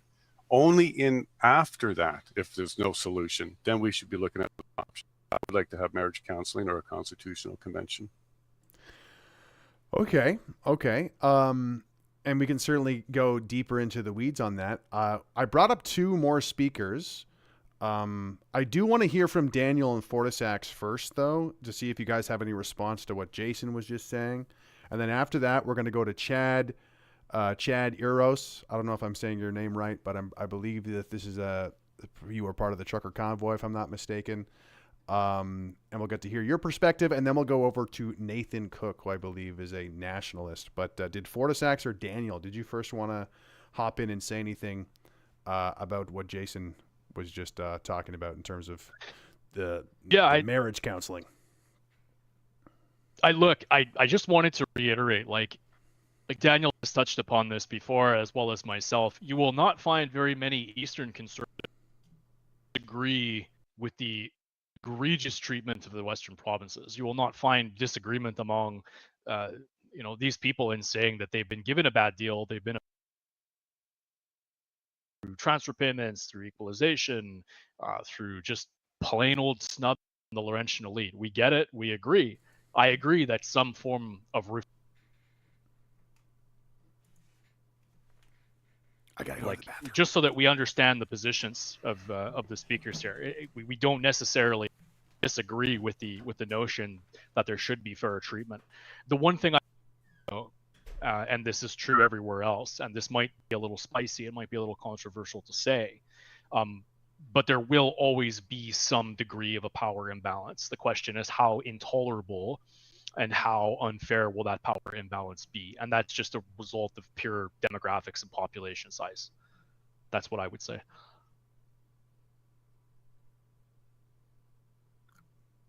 Yeah, I mean, I'm familiar with the Security Act, and like you mentioned, other provinces jumping on. Like, based on the polling that I've seen, like I'm very suspect that there's the necessary political support in even Alberta to achieve such a measure. There's definitely no support for it in a province like New Brunswick, any of the maritime provinces. I think a constitutional convention would be a mess. The previous one, it gets everyone's backs up and gets everyone to dig their heels in and become unreasonable instead of seeking pragmatic solutions to some of these things. I don't think that the regional makeup of the Supreme Court is one of the fundamental problems with the governance we've seen in recent years. Again, we go back to we need to change the culture to have the proper pressure on politicians to govern better in line with the interests of our people. And that will solve the problems that are afflicting. That'll solve many of the problems that we share, East and West. And that'll avoid a messy competition amongst regional / provincial interests across the country. Jason delivered a very reasonable position. I just don't think it would, pragmatically speaking, I don't think pursuing that avenue would result in kind of fruitful debate that would actually solve the problems we're facing. And again, even when it comes to like pipelines, which I think is one of the most critical things, like we have seen the zeitgeist completely change in the post-Trudeau era. Like both Carney and Polyev are talking favorably building east to west pipelines across the country to Tidewater now. Like we're already shifting into a new era. Trudeau years were particularly bad. There's been overarching poor governance across a lot of the post-war period, particularly since the 60s. But I think we're heading to a better era than the Trudeau years. Still far from the expectations that any of us have, but better than the Trudeau years. You know, it's a low bar, but things are getting marginally better. And we can continue to push things in the right direction by working together across the country to pressure existing politicians to better adhere to their own interests. I'd love to respond to that if I may. Sure. Keep it brief if you could. I'd like to hear from some of our new speakers. Absolutely. So the good news is this particular debate will be non-binding on the federal government, but what would be a little bit more binding would be the democratic process itself. So there will be a referendum in Alberta, and if Alberta says no, it will be no. And then we move on to other ways to negotiate and work things out. But if it does turn out to be yes, and the current poll that was done by Rachel Parker, and this is not an ex poll, she hired actual pollsters, it's 40% is already in favor of or looking at independence, and 20% looking at joining the U.S. That makes 60% of Alberta that's looking for change, significant change. But good news here, Daniel, it's not going to be you and I debating that's going to change that. It's going to be the vote. So there'll be a democratic process. And if that actually happens... Sorry to interrupt, Jason. Could somebody find a tweet of what you were just talking about? Is there like a tweet about that study that was done? You don't have to look at it just this instance. Yeah, Rachel Parker. Rachel Parker? Okay. Yeah, Rachel continue. Parker. Yeah, and it's also on my timeline. Yeah. Sure. So that's exactly the Bruce Party's point, is if Alberta does come to the polls and does say, yes, we do want some sort of change on a clear question, it's going to start the process of renegotiation, not separation. Separation, just divorce, is the last option. This option is going to be counseling. And counseling will be possibly just conversations with Ottawa or all the way to a constitutional convention. Now, the couple of things that Daniel said that I disagree with is, no, constitutional conventions are difficult, but it depends on what the goals of that was. Now, if Alberta votes to leave, which takes it further than Quebec ever did, that changes the entire landscape of that conversation. And if a couple other provinces do come up to the table with the same thing, a referendum democratically voting yes, that's going to change the entire conversation. I do think if we don't get to that point, there's going to be a redistribution of not just the conversation about separation, because that will end it, but it will also open up other types of concessions from Ottawa to Alberta, so that we can do a little bit more sovereignty and separate some of those powers that should have been that way all along.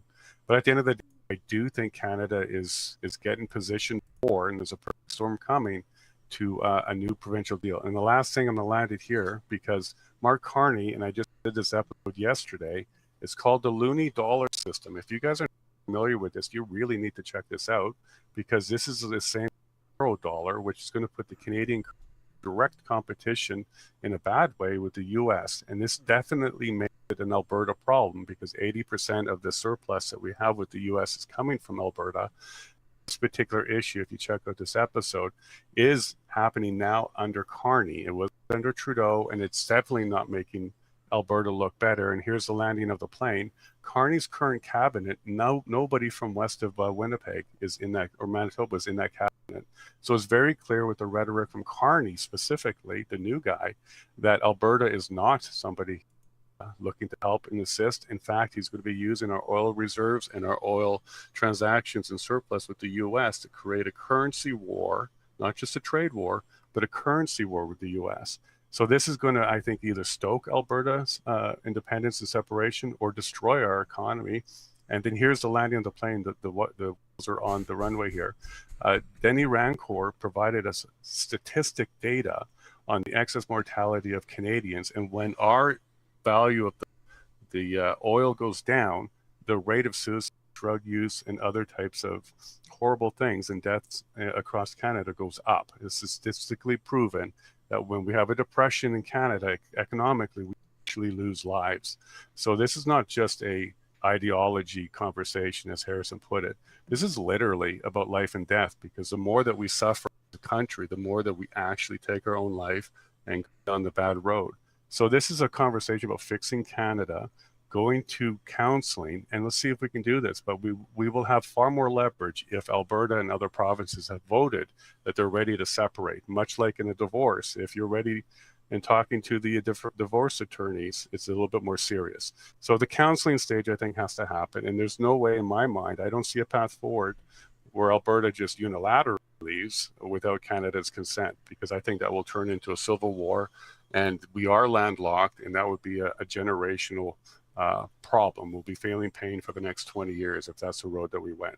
So I do want to see some sort of consent, a new conversation, and a potential deal. Plane is landed. Amazing. A triple landing of the plane. Well done, sir.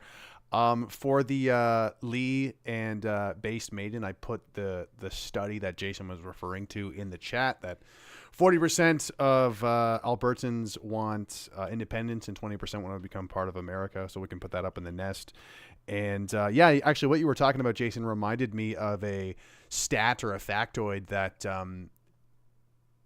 unemployment among young men, if I'm not mistaken, it was unemployment among young men in Alberta was like really bad even before COVID. Like, of course, during COVID, there was like an explosion of, destruction to the economy and the job market and that sort of thing. But if I'm not mistaken, it was actually before COVID even happened. There was a big, high unemployment rate. It was either Alberta or Calgary, but that was before COVID even happened. Speaking to your And you're correct.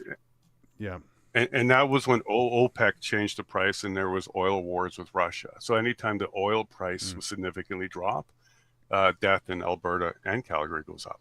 Yeah, but no, I appreciate that. You bring sort of I like what you said about how this is actually not ideological. This is life and death. People are really struggling out here in Alberta. I mean, you have your main resource getting choked out by Ottawa. So, but let's go over to Chad. Chad, I see you in chat there. I've heard of the legend of Chad Euros before. If you would, I'd love to hear your stance, but if you could just give yourself a quick introduction. Not too long, but just kind of like briefly. Like, you're from Saskatchewan, I believe. Yep. Yeah. I'm a 5th generation Saskatchewanian. My ancestors came over from Hungary, Germany, Ukraine. Basically, that's who we are. I mean, they wanted to populate the prairies with Eastern Europeans, and that's what my stock is, and that's why we're here. And so yeah, and like I've been trying to explain to people what the Western mentality is here, what our understanding of what Canada is, and what people got to understand is that before basically the prairies in Western Canada were populated, this place was called Rupert Land. It was owned by Hudson's Bay Company. There wasn't like this choice to join Confederation. Western Canada and a lot of the Northwest Territories was sold to Canada, and it was almost sold to the US, kind of the same way that Russia used to own Alaska before it was sold to the US. Sorry, it was almost sold to the US, you said? Yeah, Rupert's Land was almost sold to the US. So it almost ended up in the USA. Anyways, if you look into the story about how Rupert's Land was sold to Canada, so there wasn't this choice to join, and then just going on from there. I want to skip over a lot of history and just skip up to 1956 when Laurent, who was a Liberal prime minister, did equalization to a welfare state. That's where, if one territory is prospering more than the other. Sorry, you broke up for a sec there. You're talking about not transfer payments. Okay, sorry. Equalization payments, you were saying. Yeah, created by a liberal minister, Louis Saint Laurent, and he more than just equalization payments, his kind of trademark thing that he's remembered for is turning Canada into a welfare state where wealth is taken away to the other. And the West, like in a continuation of exploiting the West for resources and wealth and stuff like that, that's basically what the end result has been. Like, for example, Alberta transferred $15 billion a year to the east, and Quebec takes in about $14 billion a year. So it's almost as if Alberta is sending $15 billion a year to Quebec. Some of the Atlantic provinces, up to 20% of the revenue they take in comes from Western Canada. So if Western Canada is separated, they lose 20% of their provincial budgets. Like this is I'm just adding dollars and cents. It's because somebody before said the province isn't, or the problem is a ideological problem, but actually, kind of like what you were saying, Greg, if you just look at the dollars and cents and the nuts and bolts, it's not really ideological. It's that the system has been set up on with this land type exploitation of the West. And so I was reading an article when I was trying to explain this to somebody today, and I found out that Alberta had put in $600 billion more than it had received from Confederation. $600 billion more. And also, here's another thing to put this into perspective.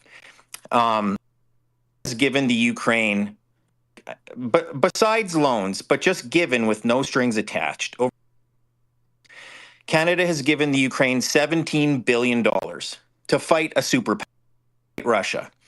And just to perspective, the West gives Quebec alone $14 billion a year, not over 3 years. Every year, Quebec gets $14 billion West. And I want people to understand something about equalization payments. Equalization payments is not a transfer from one provincial government to the other. Equalization payments comes from paycheck. You know how you have sources where money comes off of your paycheck and then it goes to the government? Well, when money comes off of, workers in the West, or basically everybody, the federal government has a pool.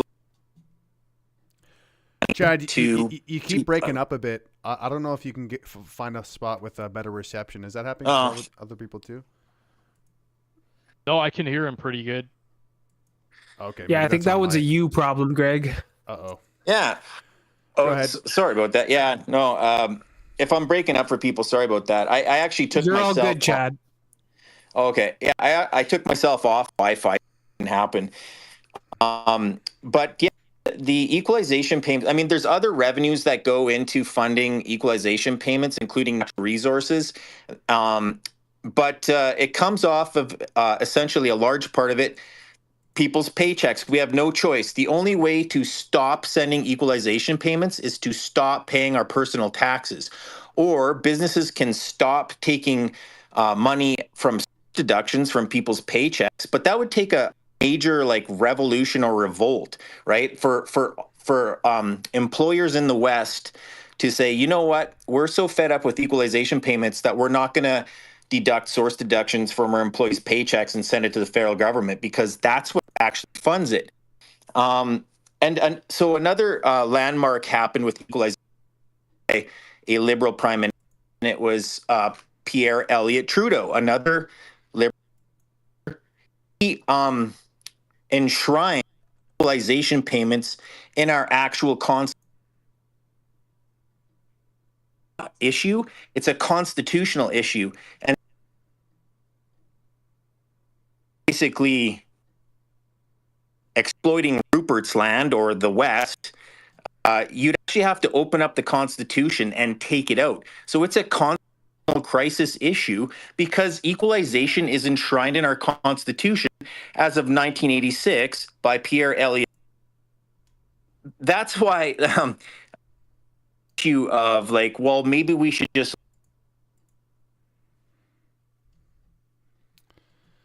I think it's my computer, guys. This has happened before. to, Why does this happen? to take profits and take earnings from the West and transfer it east. I'll land the plane there. And I don't know if I gave any new information, the space opened up or not, but yeah, thanks. Thanks for sharing your thoughts, Chad. I definitely want to hear from Nathan Cook, but did FortySacks, Daniel, FortySacks, your hand's up. Did you want to jump in here? Yeah, I just wanted to correct the record on a number of statements that Chad made, and I wanted to say, I appreciate your contribution to the discussion as always for coming up here. So while it is enshrined in the Constitution of Canada, and while it was enshrined in the Charter of 1982, the fact of the matter is that it's actually been reformed multiple times. Most recently was Justin Trudeau to disseminate more funds from the Western provinces to the east, but Harper actually led a massive overhaul. So I think it's better understood as a mechanism of which the federal government has the ability to allocate resources to parts of the country where they're necessary or where they're needed. I don't really think there's anything wrong with that. I think that that's kind of the prerogative of the federal government. Now, obviously, there's been extreme abuse. There has been entitlement. Like, I'm a Quebecer. I know how much money comes from the Western provinces in equalization. Your figure is roughly accurate. It's about 12 to 14 billion, but actually it's only 9% of Quebec's annual budget. And we did discuss this at the beginning of the stream, where I did cover bits from the. So Quebec doesn't actually need that money. They're just getting it as kind of like this legacy thing, and it can be scrapped at any point. The equalization can be made effectively zero by the federal government at any time. Now, as for whether or not the Hudson Bay was ever offered to the U.S., the U.S. never actually put up a formal offer to acquire the Hudson Bay Company. There are rumors historically that the U.S. wanted Canada, that they wanted Rupert's Land. The British had no interest or had dwindling interest in colonizing the West, and so they sold it to the Dominion government for £1,000, and that's how the Western provinces ended up being part of Canada, being part of the Dominion of Canada. But there was never a formal offering from the U.S. to buy it, like there was in the case with Russia and Alaska. And the Russians did that to get back at the British for the Crimean War, actually, which is really funny. And that's all I wanted to have to say. All right, thank you, FortySacks. Yeah. Sorry, my connection I'd just like to respond to that. Yeah, of course. My connection's really bad, so I'm going to drop out real quick and then jump in. But yeah, go ahead, Chad. Yeah, thanks. Yeah, thanks for the response there. I'm not sure What do you think, guys? I think I'm just going to refresh. And we'll try to hop back in. What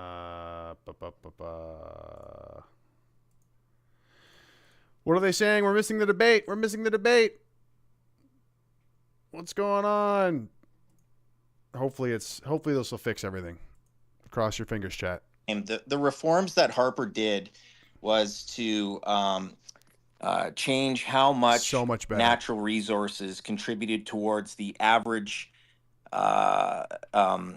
tax rate calculation. So there has been numerous reforms, but the bottom line result is still that money comes from the West and goes east.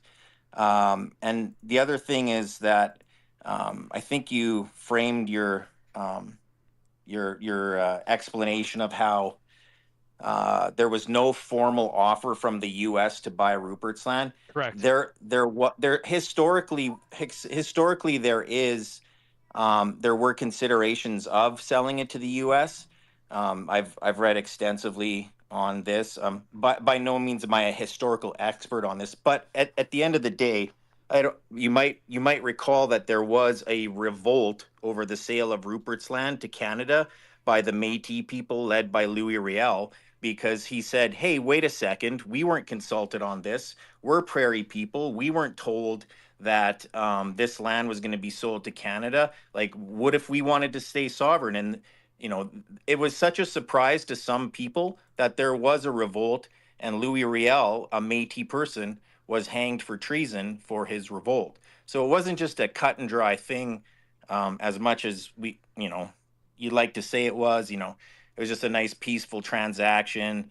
Yeah, so there is there's actual proof that it was a little bit tumultuous.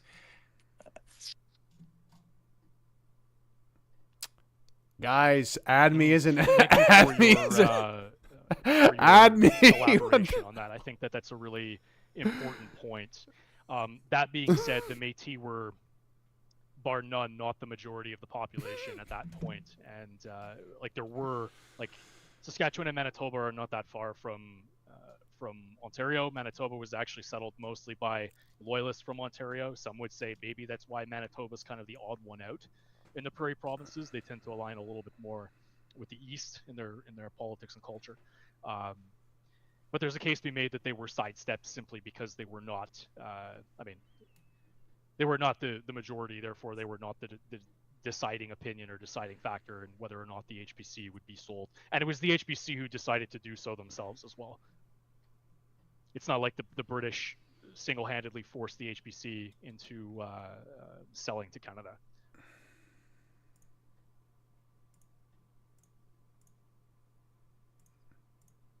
I would love to speak right now as the moderator, but no one's paying attention. Hello, moderators. Hello. Yes, the space is glitching. Greg is asking to be added back, but I still see him as holding a mic. So okay, good to know. Good to know. So I'll leave, then hop back in. I'm just going to close this whole browser. And then we'll start again. I'm going to close that too. Hopefully that fixes everything. I'm going to close this too. Don't you love I just love the technical difficulties, guys. It's so much fun. I've actually ran into this problem multiple times, though, on Twitter Spaces. I don't know what's going on, Elon, but I blame Elon Musk. I just want to put it out to the floor. As it says in the top, it's a closed mic, so not everyone's going to get the mic. Greg Wycliffe is the moderator, and so he will be bringing up people as he sees fit. Is it going to work? Not everybody's going to get up. We appreciate your patience. And Nathan, let her rip. It's still not working. Thank you. Fuck. Alexa, fucking shut. Bruh, this guy. What's going on? Hey guys, how you doing? You've made some fair points there. It was nice to listen to fellow Canadians and chew the fat. Greg, I really loved your video, the upgrade to I Am Canadian. Thanks, sir. I'm disappointed you left out the Irish and the Scottish, but hey, shit happens. Fuck, I should have been taking notes, guys. I get plugged once a week. I'm not an alcoholic, but I'm having a drink tonight because I'm trying to figure out what I'm going to do with losing two of my largest trading partners, being China and the United States. For all our industries, but especially the commercial fishery. 50% of my lobster goes to the U.S., 70% frozen, 40% goes to China. I'm fucked. Not just me, all of us. This guy's pretty funny. But the whole Alberta thing. Look, what I'm hearing is people are acting as if Alberta is an ethnicity in its own country. And what I'm hearing is a lot of people give good opinions, but our ancestors, I'm a real Canadian. I arrived in this country from my ancestors fishing the Grand Banks of Newfoundland in the late 1500s and later settled to Cape Breton Island, Nova Scotia. That was pre-Loyalists. We were here before all that bullshit. Not a fan of none of that shit. Genocide, sorry. It's 4% Indigenous and 5% other. Germans, bit of Dutch, bit of whatever, right? But we do have a bloodline heritage of this country. And where I'm going with that is our ancestors fought in numerous wars to shape the borders of this nation. The blood is in the soil, right? It wasn't for Alberta. It was for the entire country, right? We own everything equally that's in this lens. I get that there should be more royalties going towards Alberta. But at the end of the day, I worked in Alberta for a quarter of my life as an underbalanced drilling and UBD engineer before OH&S stepped in. I mean, I worked 4 months on, 2 weeks off. I wanted to kill myself. Fucking Apache Road in the borderline of the Northwest Territories. Hated it. But I've been on every inch of the province, and it was beautiful. I'm just trying to reflect on what Buddy said there. But at the end of the day, guys, like, some of the people speaking, maybe, some of the people listening, you're Canadian by citizenship, but you're not a bloodline Canadian. And what I mean by that is, like, we did have people create this, like, you know, we defined what this country is. We were in this country, our ancestors, before it became a nation. They named it. They imposed the immigration laws in 1867. People applied to be what we already were, you know. And I believe this country belongs to all of us equally. You know, like, and then what are you saying? Like, okay, so Alberta wants to separate. Are you taking the 30% of Jeets with you? Are they Albertans that own the resources? Bloodline Canadians that, you know, contribute to what? They just moved here and they're just, they live in Alberta. They got citizenship and they're going to separate with you? Come on, you got to look at this with logic. It's terrible, the division, but you can't be like, you know, some of us are very generational. Listening to some people with maybe 2 or 3 generations here complaining about what they do for the rest of the country. But what did your ancestors do, or what entitlement do you even have to be here spewing that nonsense, right? Because again, they didn't fight in the Beaver War, the 7-Year War, the War of 1812, World War I, World War II, for Alberta. It was for all of Canada equally. The same way an Albertan can come to the Maritimes, hop on a lobster boat with me, and haul in as much lobster as they want under a license and a $10 billion annual industry. We have all kinds of resources here, guys. It's not like you're feeding us and we're poor. They won't let us tap into our oil and our gas here. Newfoundland is loaded. They're letting us do our offshore. But that's being milked and controlled by Norway, right? So what we have to do is take control of our resources, get foreign entities off our resources. The problem is what the U.S. exposed is that we're being middlemen, guys. It's all they have. We produce the resources. Trump is saying he has the most oil in the world. What the fuck is the man talking about? It's not even close. It's Venezuela, Saudi Arabia, Canada, and then them. We're at what, 144 proven billion barrels proven? They're what, 90?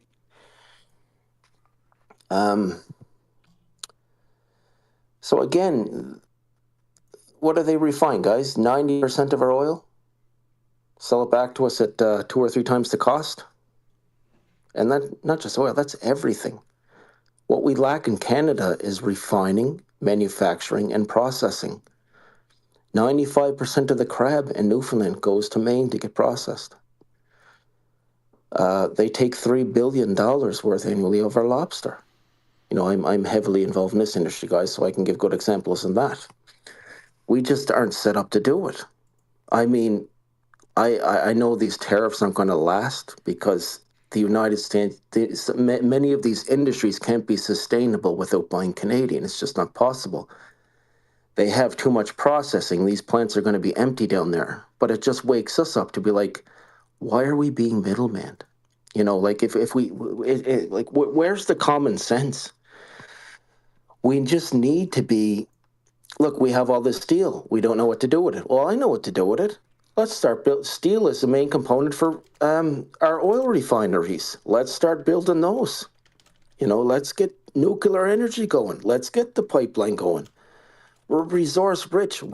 There's lots of, as shitty as it seems, guys, there's nothing but opportunity for us. Building, manufacturing, processing, and refining our own products. That's all we've been. The U.S. has just been middlemaning us and selling our own products back to us after processing at 2 or 3 times the cost. That's why everything's so fucking expensive in our country. And I'm going off topic and I'm ranting away here, guys. But fuck, I got kicked out again. What did it say something there? Oh and I hope to God it comes back. Thank you, Nathan. Yeah, I got I'll just kicked take out a. again. That's so annoying. Oh my gosh, guys. What's going on, Elon? What's going on here, man? This is like, Nathan. how did I get kicked? Yeah, That doesn't I'll make just any take a sense. pause here. Appreciate I it. forgot. Sorry, I was rambling there. No, I'm just rambling there. I might figure it out. You're a in minute. Sorry about romantic. that. Thank you. Greg, are you back, boss? I was back. Oh, this Greg, is so you should annoying. try closing your browser and like just wiping your. I already did that. It worked. It worked. Oh my god, dude, that's crazy. All right, we're closing the browser again. It's almost worse to do Twitter Spaces on a desktop. It's almost like more stable when you're on mobile, which is crazy. It's so annoying. It's like, hey, is my gaming PC not enough? Is it not enough? Thanks for this opportunity. I just had a question for actually both sides, if we have them still here. Would they be open for a new provincial deal following the Supreme Court suggestions and see if there's room for a constitutional convention? If the people voted for that and if there was enough support for it, would they be open to these renegotiations to keep Canada together under a new deal? Sorry, I don't mean to cut in here, but Jason, you're running with the PPC, aren't you? Thought I seen you floating around there. Sure, but this is a pretty nonpartisan comment of mine in position. Absolutely no, but I actually am forming a policy declaration, and I want to run some things by you, and potentially run it by Max, and maybe we can have a Nathan, discussion do you think about we some could certain let things that make Jason sense. just finish his thought if you don't mind? Yeah, absolutely. I was just personally reaching out just to maybe touch base with him in the side. That's all. Thank you, Nathan. Very nice to meet you. Because I do think that if there is because we had a 61% in favor of getting rid of the equalization in Alberta, and as you said, that went nowhere. But Alberta is in a position where they kind of want to speak up, be heard, and if Alberta was to vote yes to separation or independence and open the conversation with Ottawa and renegotiation, would the Loyalists, the Nationalists, Separatists, and the Independents be willing to sit at the table and see where this one goes, or are they pretty certain that we're not going to have success? And I don't want to say we won't have success. I want to say let's try and do that. It's just like any legal battle, when you have a settlement, there's some good and bad for both sides. And that's usually when it's a good settlement, when both sides are happy and upset at the same time. But I'm just curious from the debaters here, would they be open to that and go through that process? Daniel, do you want to go first? Yeah, I mean, who am I to stand against the will of the people if there was significant support for such a thing? Like, yeah, we should absolutely go through the necessary process to negotiate a new deal. As I kind of explained previously when I responded to you, like it wouldn't be my priority personally.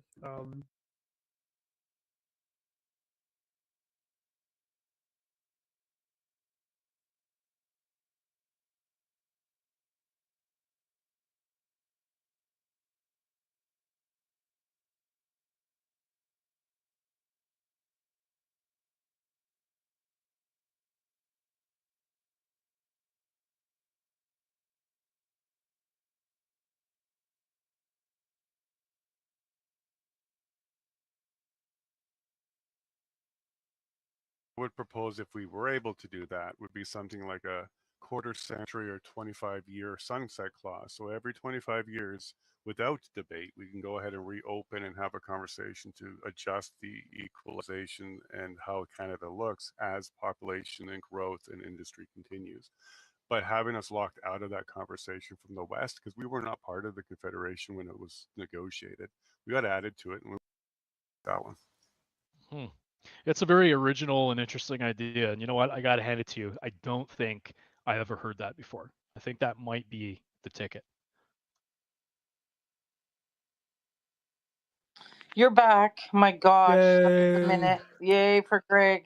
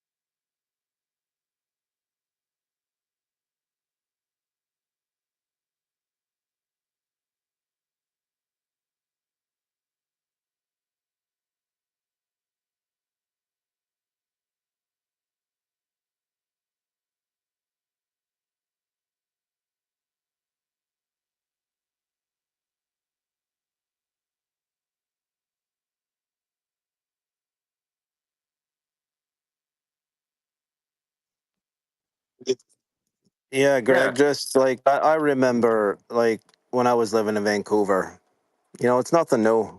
Alberta was trying to get the pipeline going. Same thing, pulling the booze off the shelf in BC, Alberta Liquor. I forget what year it was, but it was about 10 years ago. Remember that, fellas? What was it? Just was it 2012 or, fuck, man? I'm so, I'm still living in 2020, to be honest, because of the pandemic and the way our lives got sucked away. But I'm so like bad with time. But I'm just guessing, like 10 years, when we were trying to get the pipeline going to ship off the ports of through the Pacific, and Vancouver or British Columbia blocked it and started pulling Alberta's liquor off the shelves, similar today. Do you remember that? Like it was a while ago, but it wasn't that long ago.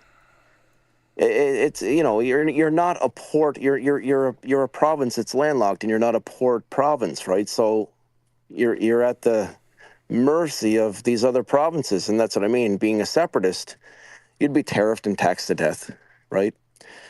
I think being a separatist is, if you're a separatist, you don't believe in being a bloodline. You don't believe in bloodline Canadians. You don't believe that we have a natural identity, a heritage, our own sovereignty, and our own independence. And I get the frustration there. I get you guys are. I lived out there. I lived out there for a quarter of my life, and I get that frustration. I understand it. Absolutely. I appreciate that, Nathan. Did anybody else want to hop in on? I've got some fresh blood up here too, Greg. I've got Ginger, Snaps, and Jay Remy. So absolutely, Chad, go ahead, and then we'll go to our new guys. Yep. Yeah, thanks. I love Nathan's passionate, talk about his family. You're proud that your family helped build this country, and I think that's where you find common ground with Westerners too. Like my ancestors came here, and there was nothing here. All the towns, all the cities, all the roads, everything was built by people that I know, like my grandparents, my great grandparents, people that I met and knew built the prairies. Like my family's first winter here was they had to dig a hole in the ground and they lived in a mud hut.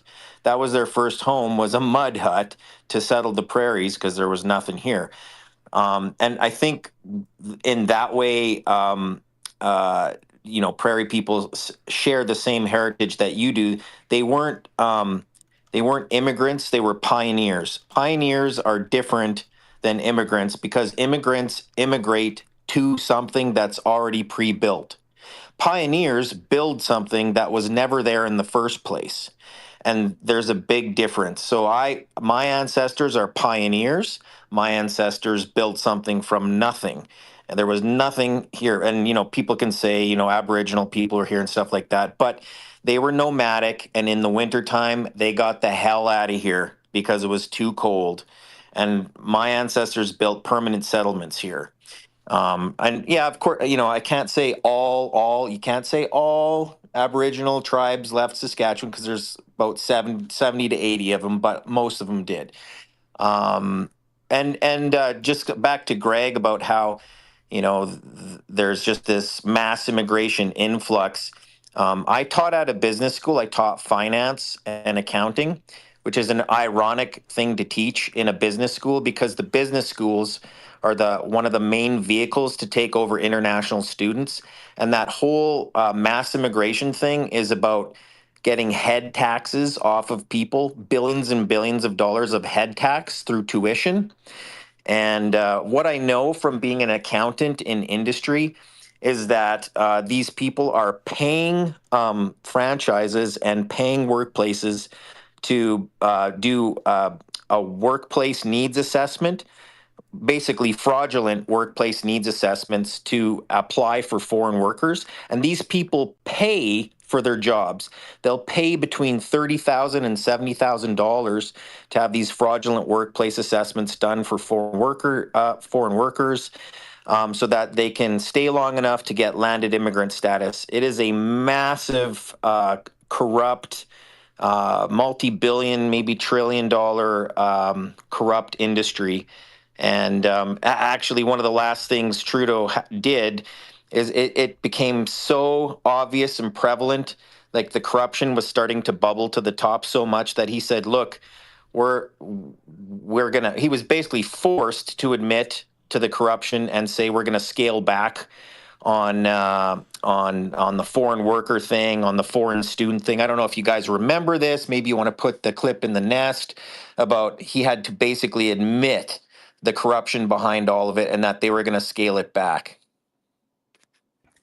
I do remember. Yes, that's a really good and interesting thing to bring up. And I also wanted to slide that into how uncanny it is that the Liberals had admitted their immigration mistakes and even brought up the controversial topic of immigration in general sooner than Pierre Poilievre and the Conservatives. That is absolutely uncanny to me. It's totally bonkers that the Conservatives would allow themselves to be outflanked by the Liberals just on that alone. And then, of course, you have more recently with Mark Carney acknowledging the foundation and the ethnic majority of Canada, which is our Anglo and French heritage.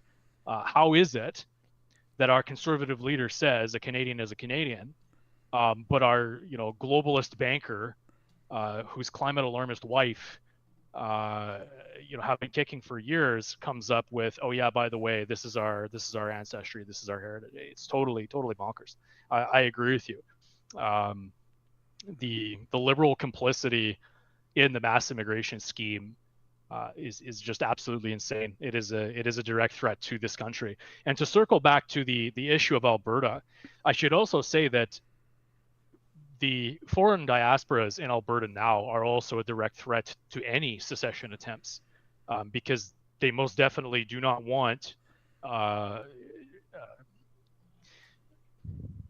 people from Alberta to have any agency or say in that matter.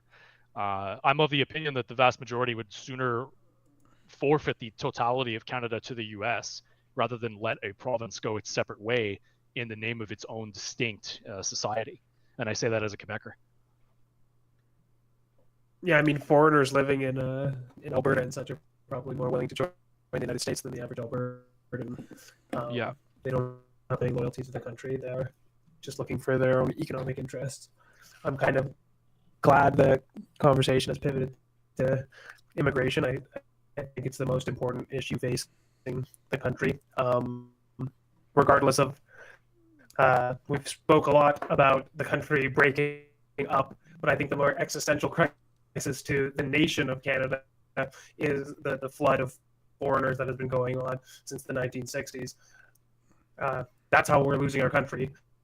We've talked a lot about priorities and how we should, like there's been talk about rejigging the Senate and the Supreme Court and so on. But really the existential threat to the country is not the imbalances in some of our institutions. It's the floods of foreigners that have come into every province across the country and that are being used and using our institutions to benefit themselves at the expense of our own people. So when we talk about getting better organized, when we talk about demanding governments that better represent our people, it's not only about pipelines and gun rights. It comes down to immigration and ensuring the Canadian people persevere into the future, because we're very quickly being lost, especially when you look at younger generations of Canadians, or at least Canadian citizens. We're already becoming a minority in our own country. But as I identify myself as a remigration enthusiast, all is not lost. There is still political solutions to the situation that we're facing. But we are on a timer, and we do have to get better organized. We do need leaders that are better articulating the problems that we're facing as a society and as a people. I do believe that there is an appetite for preserving this unique and special identity, but that's not being represented within any of the major political parties. As FortySacks alluded to, we've gotten some nice little some rhetorical flourishes from Mark Carney, who's deviated a bit from the liberal identity that has become the norm in our society. But they're really just that rhetorical flourish is to try and reorient the Liberal Party as a centrist or even progressive conservative identity, when he is very much a liberal internationalist. His ideas are well out there, and he certainly won't do anything to reorient the crisis of mass immigration in this country. I'm sure many of you saw that he just appointed Mark Wiseman, the co-founder of the Sentry Initiative, a charity based in Canada whose stated goal is to get Canada's population to 100 million by 2100, mainly through immigration, not through natural population growth.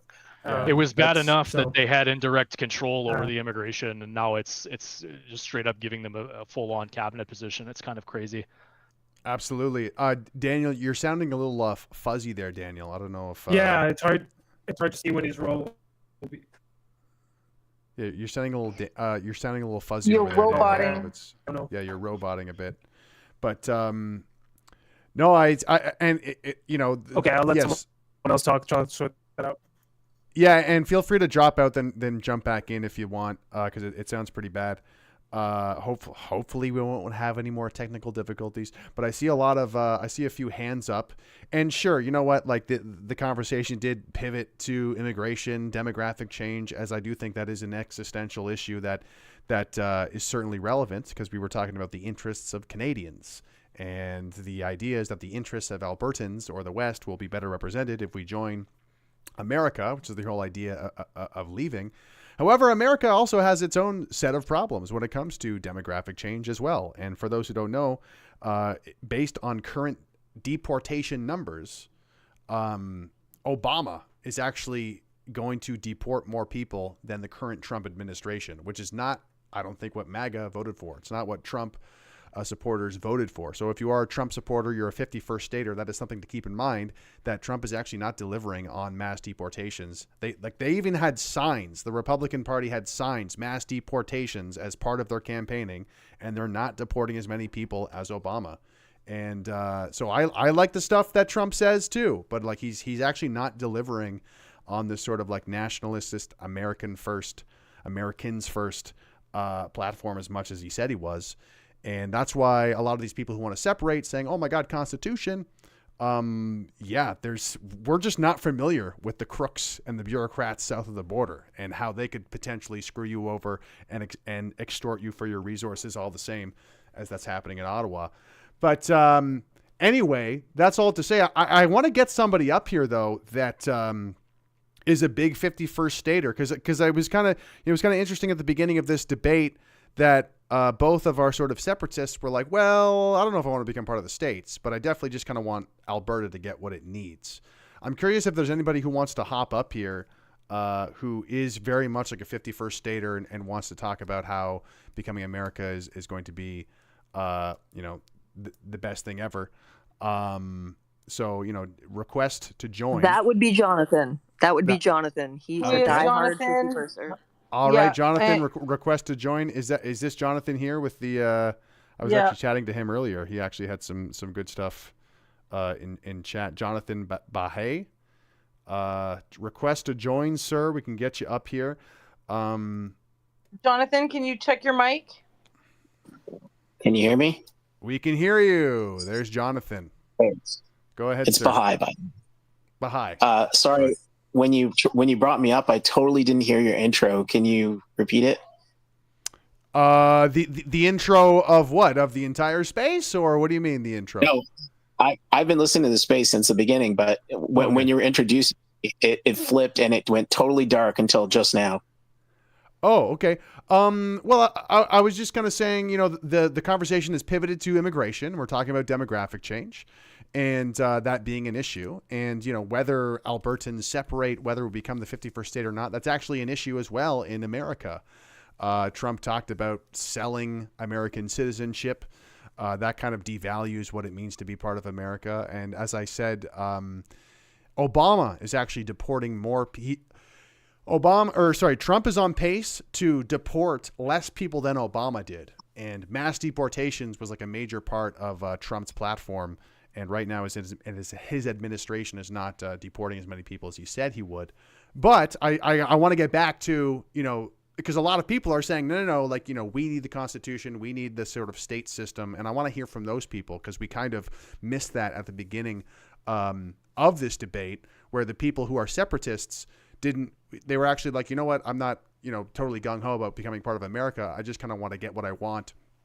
I kind of want to just divorce from Ottawa first and foremost. But I want to hear from people who are going to make that argument of like why joining the states is totally the play.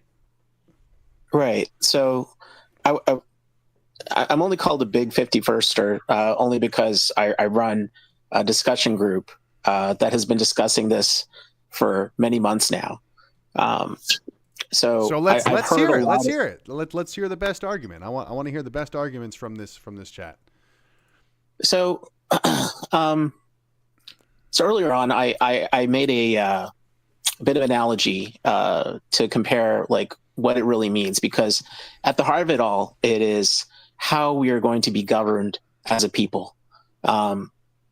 People who are 51sters don't see themselves as like abandoning Canada per se. They see it as abandoning the government. and helping the people of Canada to be able to build a better state for the people. So if you want to look at it, I like to compare it to you have a Windows 95 computer and it's riddled with viruses and it's got pop-ups all over the place and you can't get anything done. And you're just totally frustrated because you have an awesome computer with awesome resources, but this operating system just isn't managing it right. It's causing all kinds of conflicts. And the opportunity of the 51st, which has now been introduced, gives the people of Canada a chance to basically reload a new operating system and be able to actually have the resources come to the people rather than going to the crown. Listening to tonight's space, I heard a lot of conversation about conflict, a lot of issues in regards to Ottawa versus Alberta, and people want to separate and be independent. So I think that a lot of that is by design of the constitutional monarchy in order to keep the people divided.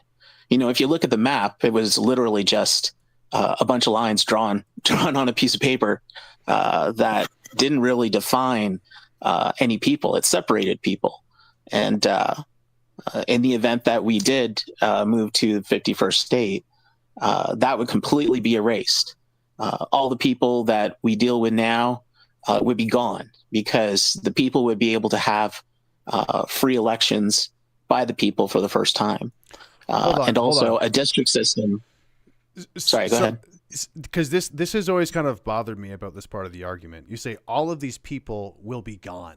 And it's like you make it sound like we're going to get a big, massive, cartoonishly big vacuum cleaner, and then just like clean up all of the bureaucrats we don't like, and all the judges we don't like, and all the people we don't like who are making decisions in this country. And that's kind of always been my sticking point with the 51st state argument. It's like, even if we get a state system, even if we get a constitution, even if we get all these things, the Canadian people aren't going anywhere. The buildings aren't going anywhere. And unfortunately for us, the people who are already in the state buildings or in the provincial and municipal and federal buildings, they're probably going to get first dibs at whatever sort of authority will be handed out under the new system. Yeah. So they may have first dibs, but what will happen is that we'll have a system of checks and balances, which we don't have now. Now we have a system of first-class crown politicians, which are above the law. They're not accountable. And we have an entire system of bureaucracy which feeds off of that unaccountability. And then we have the second-class or third-class citizens, which are the subjects, which are us, right? We are the ones that can talk all day, not really be able to do anything because constitutionally and legislatively, we have no power aside from vote once every 4 years or make yourself available to vote. And then once you're available to vote, though, you're, of course, up against the 20 families and the Laurentians. But as far as the bureaucracy goes, they'll be in a position of being equal to all the people for the first time, because now we have a governance system that isn't equal. It's a class system. And this is all like legislatively. So in this case, in the event that we did have this movement, there would be a process of transition, but all those people being accountable, they wouldn't last very long. Like, they would now be able to be pulled into a court system, which is now a separate arm of judiciary that isn't sworn to the crown, but instead is sworn to the people, right? And that's the big difference. Like, you systemically change the core of how the society operates, where the power is derived from the people rather than from a constitutional crown that actually puts a person, a man, as God. Like, we literally live in a society where you can't even be a true Christian and be a Canadian because you actually have God under the crown instead of being state and religion should be separated. That's the way it is in the United States. But they put God as supreme for their constitution. Okay. Okay. Whereas in Canada, we put the crown and the king as supreme, and people make their allegiance to that. They don't make it to the people. Okay. I would actually, Yeah. I'd like to actually jump in here. Sure. You've brought up a lot of great stuff, Jonathan. So yeah, I think we're going to go around the horn real quick. Lee, you go, and then we're going to go to FortySacks. So, I'm glad that there's actually a 51st stater in here, because I have been asking this question a lot of the time, and I am a Canadian loyalist, and I am concerned if we did become the 51st state, and maybe you can answer this. I think that the people of Quebec already struggle as a province within Canada to protect their cultural identity and maintaining its distinct society while existing as a province within Canada. How much more concerned should they be if Canada were annexed by the US, an English-dominated country, when it came to protecting their own cultural, not even as Canada as a whole, but them solely as a province? They're very diehard about protecting their culture, their language. So what would that look like?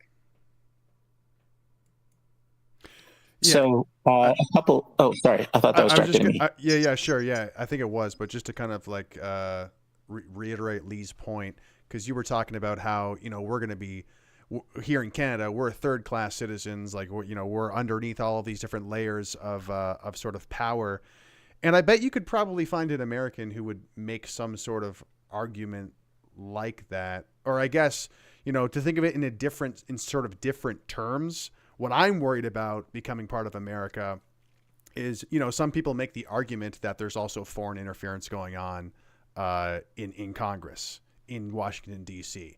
And they cite the claim that there's a lot of millions and millions of dollars coming from Israel to influence American politicians. And we're not here to talk about that. But the point is like, how many different layers of interests are happening in America already? And then in Canada, we have our own layering of interests, where there's the Laurentian elites interests, and then there's Quebec interests, and then there's maybe majority of voters in Ontario and Quebec interests, and then there's Alberta's interests. And then, if you add America, we're part of America now. Now you're going to put all of the American interests just on top of all of that. And then who is at the bottom again? I'm not sure, but Quebec is somewhere in there. Like I'm concerned how, just to kind of support Lee's point, how how do we the sort of mess of different interests already happening in Canada, how does becoming part of America alleviate any of that, and not potentially even welcome more to pile on with Canada being underneath? You could add the natives into that as well. Oh, of course, I forgot them. They're at the very bottom. I apologize. They're at the bottom of the totem pole. But yeah, go ahead, Jonathan. So in Canada, natives are in far worse shape than in the United States. There hasn't been any native wars in the United States since the 1920s. And they've been largely resolved to be able to create nations within nations, nations within the nation, sorry. And several of them have formed. They're able to do their own taxation and everything. Whereas in Canada, I don't have to go on about the displacement and how they've basically been totally screwed. But regardless, first thing is that in the event of forming a 51st state, Canada constitutional convention process. And in that process, we're forming a state constitution. That's where all of the goodies that are Canadian would be implemented. The only thing is that we can't implement something in our constitution which goes against the federal constitution of the United States, which is all the good ones that we know, right? Like freedom of speech and guns and everything else, right? But the state constitutions that exist within the United States, state to state, are very unique to each state, and largely because it reflects the people of that state.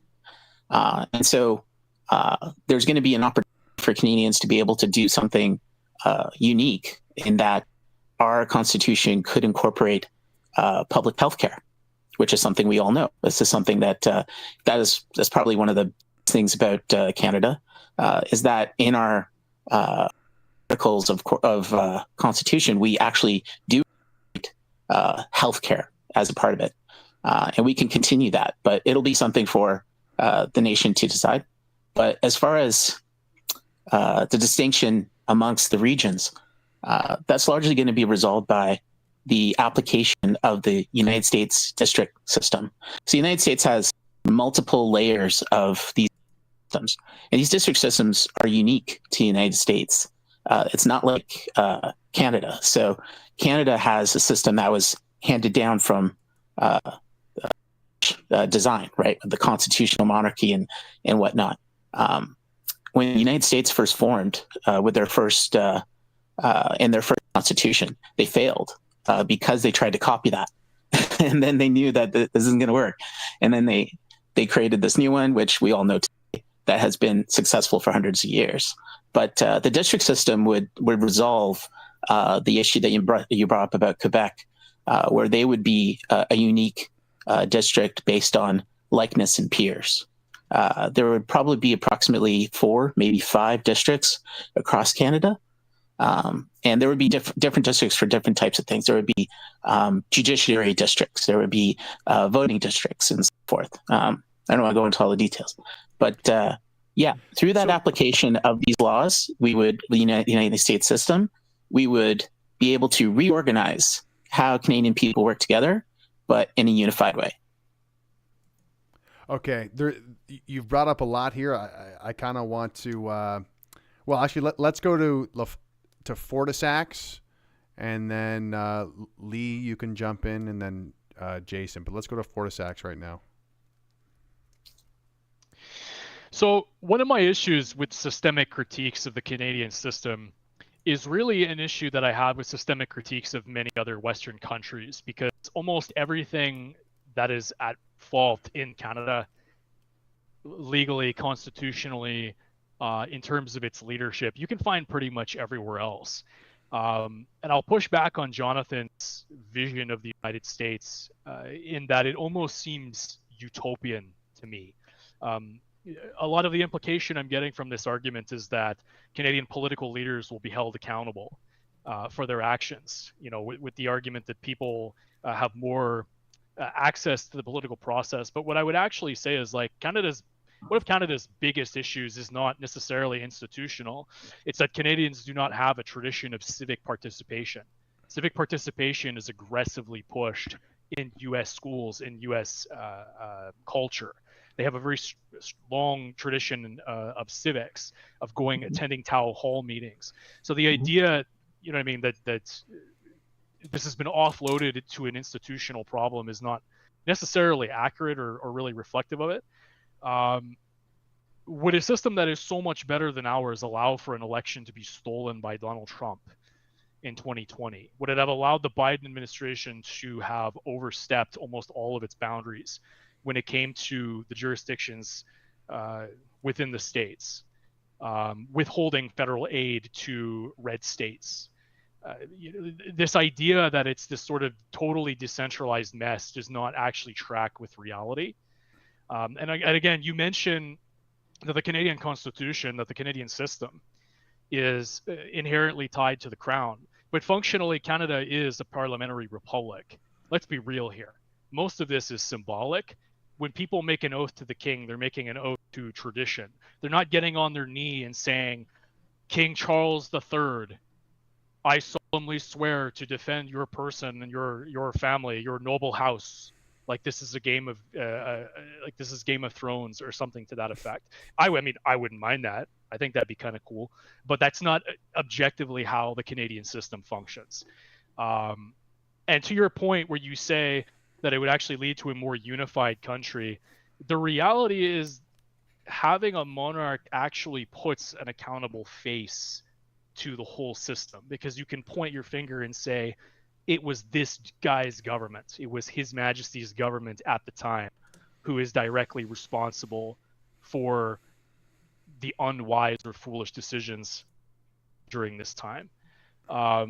So like, I'm just not seeing it. And to your point too, where you say, well, the district system would fix all of this. The separation of federal and state power hasn't really stopped federal overreach over the last few decades. You can look at Ruby Ridge, you can look at Waco. you can look at the fact that the federal government ensured that all of the national guards of the states are subject to being effectively controlled by the feds at any time. So yeah, symbolically, U.S. states have their own militaries in the form of national guards. The whole militia system for states evolved into the National Guard system, which can be controlled by the Fed at any time. So and when you talk about Quebec and having a better opportunity within the U.S. constitutional framework to protect its culture and identity, that's what the Louisianians said. And what happened was the federal government encouraged the mass settlement of Anglo-Americans to Louisiana, and that completely wiped them off the face of the earth. Matter of fact, the French in Louisiana are 1% of the entire population. 1% of that entire population speaks French. So even the majority of those Americans of French heritage don't even speak their own historic language. And there's no reason to believe that the federal government wouldn't do this to Canada with the explicit purpose of garnering that unity and ensuring some sense of homogeneity across the continent. Because as a country is massive and you have all of these different population groups, there is a tendency to homogenize, there's a tendency to universalize. So in a twisted way, this idea that the decentralization under that federal model will lead to better protections for distinct societies and regions, that just doesn't track with how the U.S. has operated in its 275 years of existence. It's just not how it is. Yeah, I want Jonathan to respond to that, and then I think we'll go to Jason. But I think you bring up a lot of good points there, FortySacks, especially with we're on YouTube. So the theory that some people think that the 2020 election was stolen, because I do think a lot of the 51st state arguments are very rose-colored glasses, very optimistic. And, to do the counterpoint to that, the very cynical side of that, which is Washington, D.C. sees us as natural resources and territory. The needs of 40 million Canadians is not really that important to them. They'll kind of deal with that later. Jonathan, I'd love to hear your kind of response to some of what FortySacks said to kind of add some cynicism to the sort of utopian sort of flavor that you have of becoming the 51st state. And then we'll go to Jason. Yeah, so, people who follow the 51st aren't necessarily oblivious to all the issues and all the problems, but they also see, they see it almost like, trying to think of a better analogy. Never mind analogy, I'll just talk. So, they know about the problems, and it's not about Trump or any particular figure per se. It's about a better system for the people to actually have rights and freedoms and actual sovereignty, something that Canadians believed that they had up until a few years ago. In the Canadian system, you talked about the system being largely symbolic. That's just the case. the actual oath is to King Charles. They make the oath to the king, a swear of allegiance, and then they make the oath of secrecy, and then they make the oath. 338 of them do it, and when they do that, that's why we can have traitors and nobody talks. It's a system where we have permissions, we don't have rights, and because of that difference, we have no recourse. We have no immune system when we're captured by tyranny. In the United States, they got problems, and yeah, things go wrong, but they have a system of checks and balances where there is a recourse. There is a judiciary arm that's separate from all of that in order to be able to bring about justice for the wrongs that are done.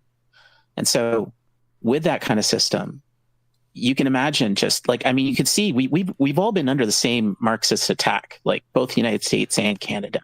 Canada's gone much further down, but the reason it's gone further is because there's no immune system to be able to go against in our system. In the United States, though, we're seeing that immune system right in front of us happening. The people were able to actually elect a president who basically is leading a counter revolution that's effectively helping to disinfect what's happened to their society. Okay. Whereas in Canada, you just don't have an option. Okay, I want to go back to something you just said there because it was very interesting. You essentially said because of the way that politicians that, members of parliament swear an oath, they can get away with being traitors or something like that? Can you dig into that of like the oath of secrecy? Because my whole point is, or like, you know, there can't be traitorous, devious politicians in America who say that they're going to tell the truth and then don't. You know, like what specifically though is superior in America that Canada doesn't have? So the scenario I just described of the oath of secrecy and their oath to the crown means that they have no allegiance to the people, whereas in the United States, their oath is to the people. When they go as representatives, they are duly elected by the people, and they hold that with pride as part of the system. But I agree, there's definitely going to be bad people in there, but there is a system of accountability. It only took 2 people to haul Trump into court, right? So there's all these systems allowing people to actually take action if they want to. In Canada, if you've ever tried, you find out very quickly just how tight the chains are around your neck. Okay, Greg, do you mind if I? Yeah, I saw Daniel's hand pop up. I'm curious if Daniel, you want to jump on it first, and we'll I don't go have back a to ton Fortis. of time, Greg. If I could. Okay, sure. Do you have to leave? Sure, Very go ahead. soon, but I absolutely can dovetail on what Jonathan said, and I think Daniel might appreciate or be able to comment on mine as well. Okay, sure. We'll hear from you, Jason. We appreciate your time, so let's go to Jason. Thank you, Greg. Because I actually want to answer your question. You asked a very good question. Why is the U.S. system a little bit different than Canada and can get rid of corruption when Canada can't? And I'm just going to point you to the biggest difference here. It's the RCMP. The first letter of the RCMP is Royal Canadian Mounted Police. They do an allegiance to themselves, not even to the crown, if you actually look at their oath. And they have a secrecy thing. So that's big difference between the U.S. and Canada is they actually have police enforcement that isn't having an allegiance to anybody other than the people. A couple more points here, and then I'll have to run. Republic. That word actually means representation of the public. That's where that word comes from, and that's what a republic is. And when you have a republic, you have things like recall. You have elected senators, you have elected judges, you have elected sheriffs. This is law enforcement again. So when you have elected law enforcement, they are accountable to the people. And we don't have to do a 1667 US style conversion to the republic. We can do a 2025 Jamaica style conversion to a republic. They're doing it right now. As we're sitting here having this debate and conversation, Jamaica is moving over to a republic peacefully through a process through their parliament. That's the modern way of doing that, and it actually has support because it is the people's vote. So what I want to put out there is the U.S. did a constitutional republic, which was a nice experiment, and we see how it works. And it's not perfect, but it did work. But the proposal here for Canada is a constitutional democratic republic. It's slightly different. The democratic republic portion means created, crafted, and voted on by the people, not forefathers, not a bunch of guys sitting in the back room to put it together that required 27 amendments after they did it. It's a democratic process. So if the people sit down and participate, and we are all forefathers in the new system, we will put things like recall, real recall, not the fake one that we see here in Alberta at 40%, but 20%. We have judges elected, we have senators elected, and we have law enforcement elected, because it's under that system, a republic, that they're actually accountable to the people. So that answers your question, Greg. Like, why is the U.S. able to fish out corruption? Well, they actually go after congressmen, they go after senators, the FBI. They actually are accountable to the people. And this is where I think we would actually have a really good chance on fixing Canada and getting rid of this problem. And then my last point, because I said 3, and then I have to run. The king does have power. He's never executed it. And unfortunately, I want to kind of highlight, he should have. He should have executed some power when Trudeau would not listen to the people, when they had genuine concerns in Ottawa. And the federal court agrees. The Mosley decision was very clear that the government overreached. They should not have done the Emergencies Act, and they should have liaisoned with the people better. That's an example of when the in case of emergency break glass and have the king step in should have taken place. The king should have actually stepped in and had a conversation with Trudeau and said, no, you got to listen to the people.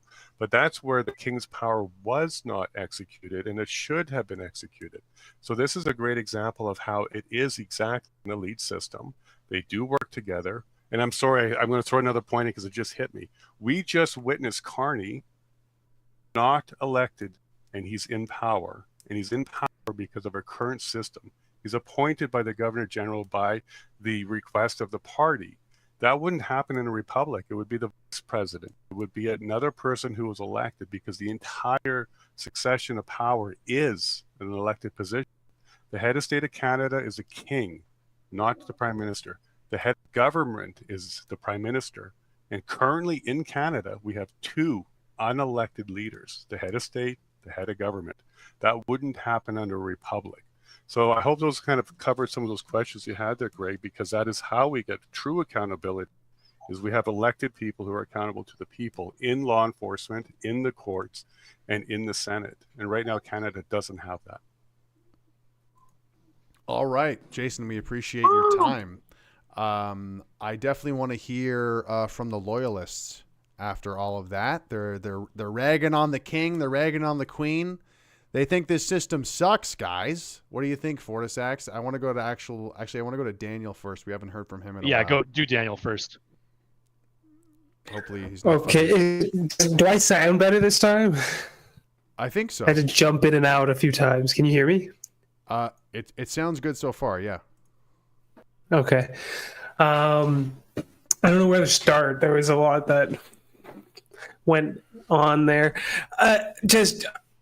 I want to rewind to Jonathan's point about the U.S. Like the utopian vision of the American system is is on full display. Like, I feel like in the not so recent past, it would have been very much accepted that the U.S. system is completely dysfunctional. Like, are we going to forget about the 2020 election, the Russiagate persecution of President Trump that's completely unfounded, the weaponization of institutions? Are we going to pretend that there isn't foreign influence in the American system? We're just going to like cast off that there's issues of sovereignty in Canada without accepting that those same issues of sovereignty are facing every other Western country, including the United States? Like, it's very similar to our previous debate earlier tonight about separation. It's just we bring forward a bunch of problems with the system or the politics, and then we just point to a solution that's kind of half-baked, I would say, as if it solves all these problems and doesn't come with a myriad of its own.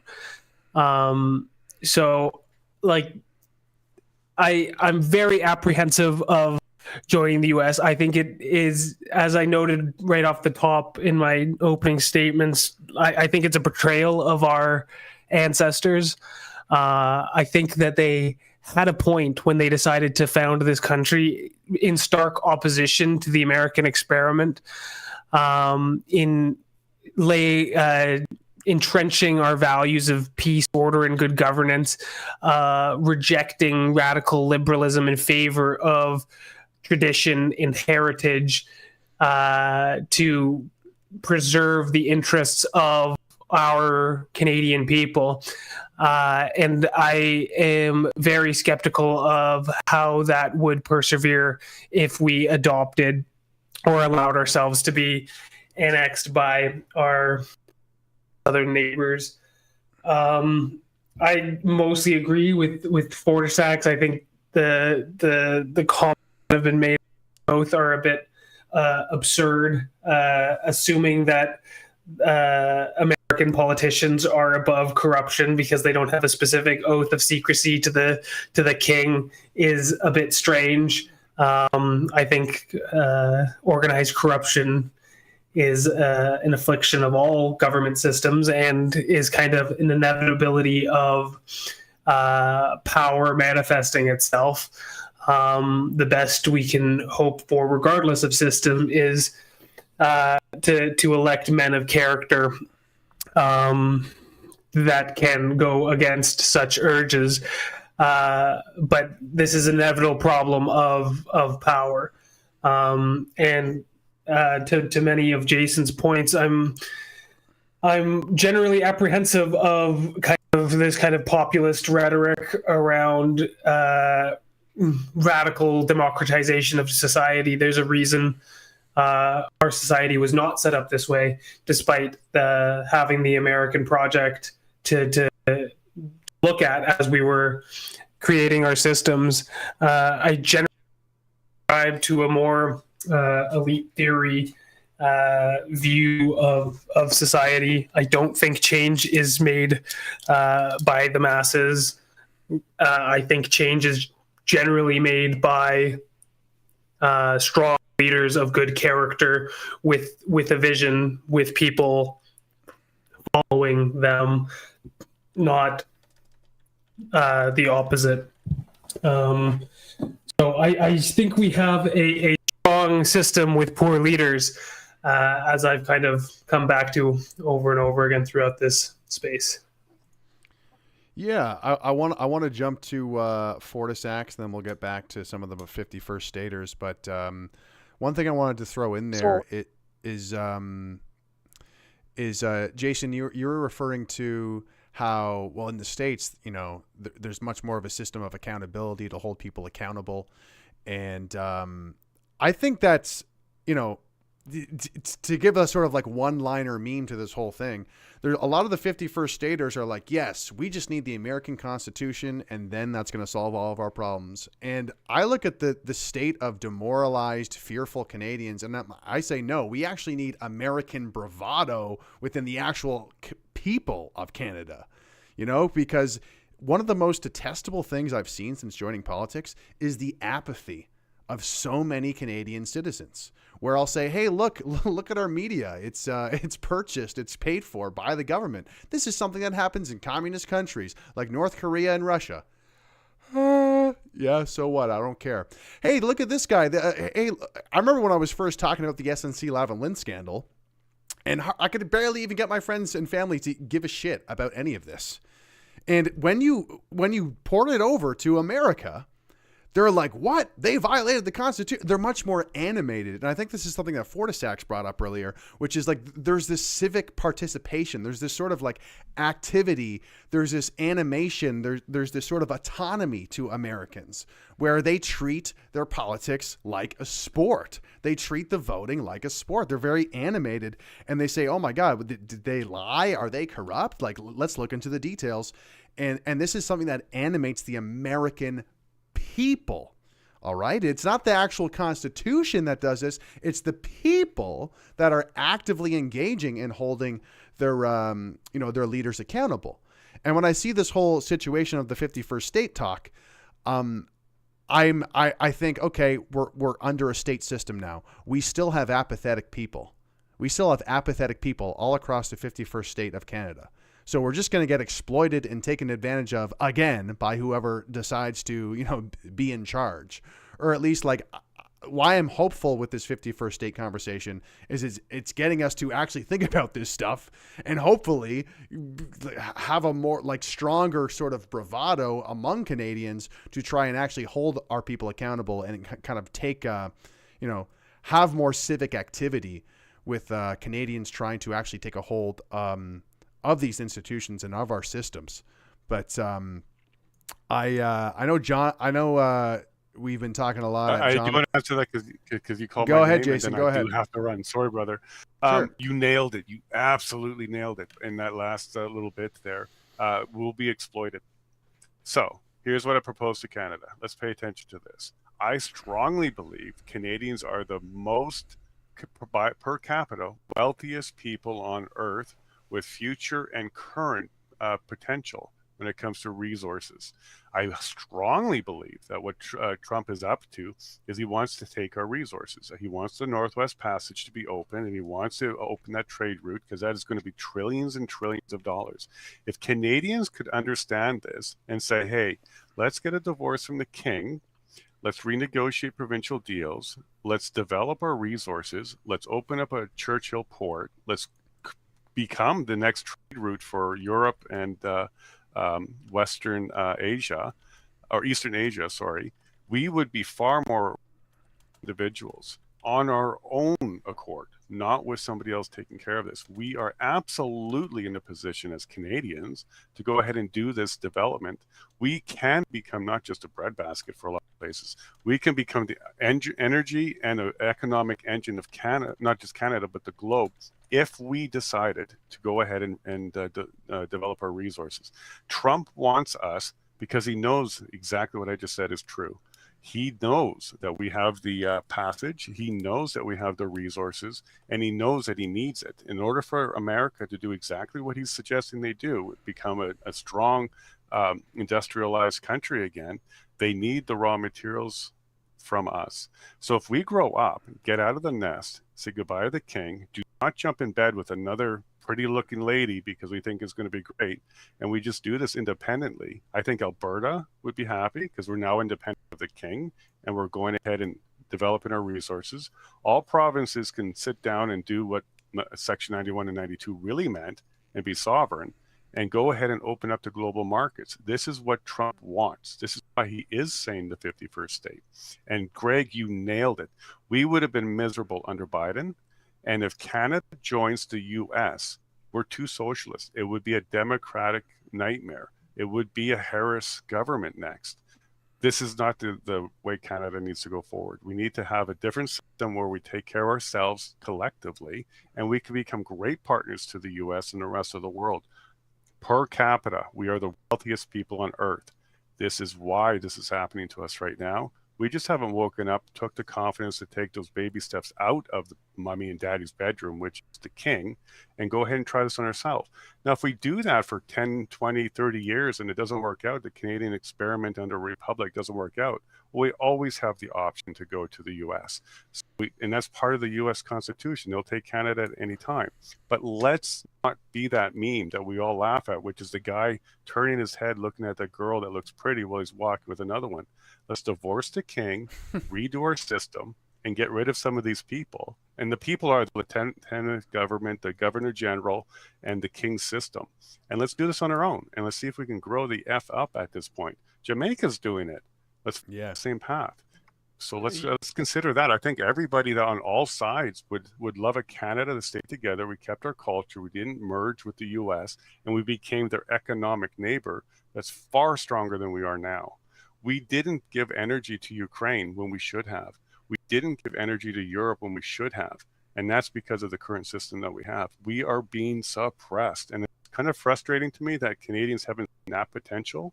We are so wealthy that the US is willing to even use economic force against us in order to take us. Now, last warning, Carney and his cronies from the globalist and the global elites, they know this too. This is exactly why they're trying to tie Canada to global debt. They're trying to get us into the International Monetary Fund, European debt, and this is exactly what the loony dollar system that he just released on March 12th, please watch that episode, is meant to do. It's meant to us to European debt. We are going to owe all our resources of future output to Europe if Carney gets his way. And if we do the same thing to the US, we're still going to be a suppressed people. We need to break those chains from globalists, from the monarch, and do not get intoxicated by the US promise.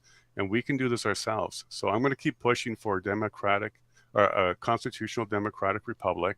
I think our way forward, and I think Alberta, Quebec, and other provinces will absolutely love the freedom that comes with that, because it allows us all to develop our resources, do internal trade, and become a powerhouse in the rest of the world. We could outpace the US, and this could be why Trump is so gung-ho about trying to get our resources. On a per capita basis, we are the richest people on earth, and we are definitely suppressed. Awesome. I do have 11 minutes, but that's kind of where I stand on this. Let's have a better Canada and not go through it away. Awesome. Thanks for your time, Jason. We're going to go to FortySacks next, and then Chad, who's been waiting patiently with his hands up, and then we'll go back to Jonathan. I just wanted to comment on one thing, which I totally agree with, and I think should be at least a conclusion that both sides of this debate can understand, which is right now, the 51st staters have this sort of like desperate and like needy attitude of like, oh, like, come save us, Trump, please, please, please. And the thing is like, that is really not a good posture and attitude when going to a negotiating table.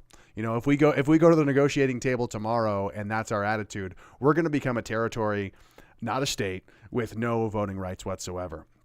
So I think that either side of the sort of equation, it's like we need to sort of like believe in ourselves and realize we're self-sustaining and not have this sort of like desperate, needy attitude and really kind of pull our pants up, and play hard to get at the very least. Because, yeah, it's not a good posture and attitude to go in towards a negotiating table at the very least. And we need to be taken seriously. We're a rich nation, like you were saying. So let's go to FortySacks. Then let's go to Chad and then Jonathan. Oh, man, I'm itching. I'm itching to bite my teeth or sink my teeth into this. So where do I start? First and foremost, I'm not a liberal Democrat. I don't believe in equality. I do not believe in populism. I think that the limits of populism have shown themselves over the last 10 and 15 years. I feel like liberal Democrats have this tendency of placing abstract principles and laws to the same level of God. They talk about inalienable human rights the same way that they would talk about the universal law of gravity or something to that effect. They think that these things just sort of exist out there in the ether. So I'm going to start saying that laws are literally just words on paper. They can change on a whim. A constitution and a legal system to protect you is only good as the people who actively defend it. They're only as good as the people who engage in that civic participation, are willing to fight and die for those principles. That is the basis of every single republic that has ever existed. I find that when people speak of universal mass democracy, like the system we have here, they're correlating historic republics with the system we have now. The system we have now is not a historic liberal democratic republic at all. Republics historically have always had an elite. The United States itself was a one-party state until the split between the Federalists and the Republicans. And there are reasons for this. There are reasons for not scaling it down to the lowest common denominator. And does that mean that people didn't hold town halls or that they didn't have any say or that they didn't elect their sheriffs on a more local level? No, they did. They did do these things. But the fact of the matter is, in a liberal democratic system, especially in a universal mass democracy, which is where everybody's vote counts, power always concentrates to the top. Whether people like it or not, the richest people rule the roost. Trump did not solely get elected via populism. He got elected because he had Palantir, the PayPal mafia, Peter Thiel, Elon Musk, and more recently, Jeff Bezos and Mark Zuckerberg backing him up. That's why he got in, because he's a billionaire. So there's this idea of power to the people, and that elites don't have their own game, or that they're not playing in their own. It's just not how power actually works. It's not how the relationship between states and their populations work. People have a very romantic view of revolutions. The fact of the matter is, both the French and American revolutions were not, one day the people just got upset and they decided to rise up against the tyranny. All of that was actually decided after the fact. Those are narratives that were given to the people after the fact. And if you don't believe me, there are 3 books on this. One of them is called The Populist Delusion. Another one is called Revolt of the Public. And the third one is coup d'etat. It explains the actual mechanics of how revolutions historically play out, or how cultural revolutions and the way that they play out. So if you have a tweet featuring those books, I'd love to share that and check it out. I'll do it after the stream, because I think those are very important reading for the vast majority of people. And even those revolutions, even 1776 and the French Revolution, were not done by the people just one day waking up and killing the king. George Washington was one of the richest men in the United States. Like, he's the equivalent of Trump today. And it's the same with the other without the other founding fathers. So this wasn't a peasant revolt. This wasn't just people going to the polls and deciding, yeah, we're just going to throw off this kind of yoke. It was Aristotle who said that democracies only work when you have a small population, when you have a consensus, and the voting franchise is limited. I'm not a liberal Democrat. I don't really believe in democracy. But if you are to have a democracy, it cannot be what we currently have. It cannot be, and it never has been. The current democratic system that you and I live in right now is not actual reflection of historic democracies at all. The Republic of Venice was not that. The Roman Republic had a senatorial elite, actually, that grew so corrupt that Julius Caesar overthrew it because he was a populist. He used populism to overthrow the Republic, and then just come out and off the facade. All these people had all of this say, and they kept the Senate, but the fact of the matter is that the power laid in the consul and then the emperor. So I agree with you. I agree with some of this stuff, but I'm just like, man, like in my view, there is a very liberal, and I mean classical liberal. There's a very classical liberal sort of utopian view of liberal democracy and how it actually works. That's not how it works. And just one correction too before I land my plane here, Jason. It wouldn't have been the king who steps in to put Trudeau in his place. It would have been the governor general, who is appointed at behest of the prime minister. So it wouldn't have been King Charles, or sorry, I guess who was king at the time? Queen? I can't remember. Anyway, it wouldn't have been the king. It wouldn't have been the royal. It would have been the governor general. And the only time the governor general has ever interfered with a Canadian election was when William Lyon Mackenzie King tried to close the parliament because he lost an election and was trying to save it. He lost an election. He tried to cancel parliament to stay in power for longer. And the governor general said, no, you're not doing that. That's anti-democratic. So in this circumstance, it was actually the governor general using his powers derived from the king to save Canadian democracy. And I'll end it there. Okay, so just to comment on that, the governor general is the king's representative. The governor general has no power. The governor general listens to the king and the parliament, and they basically is a liaison between the two. And I don't really mean that the king needed to get involved in Canadian politics, but I absolutely think he should have picked up the phone and told Trudeau to have a conversation with the people. That's what I meant by interfering or getting involved, but not on an actual level where he actually did something like broke parliament or removed the prime minister. But I certainly would have expected at some point of him saying, hey, this is a bad look. Why don't you at least talk to them? Because he never even did that. But that's where I was going with that. So, and the King Byng affair was when he refused to call an election, not because King lost an election. He wanted an election, but Byng gave the opposition a chance to form government. But so I'm just being who is the authority? The king or the governor general? Who is the authority here? They're the same authority. Well, the governor general is the representative of the king in Canada. Correct. And also the king is the representative of the people. Like I feel like that's basic. That's like the very basics of monarchy. The king represents the people. So when you say that a monarchy doesn't represent people, that's not actually how it works. And most certainly people over the last 1,000 years would not have looked at it that way. Well, the trend is moving to a republic from a monarchy across the world over the last 100 years. And there is no vote for the king.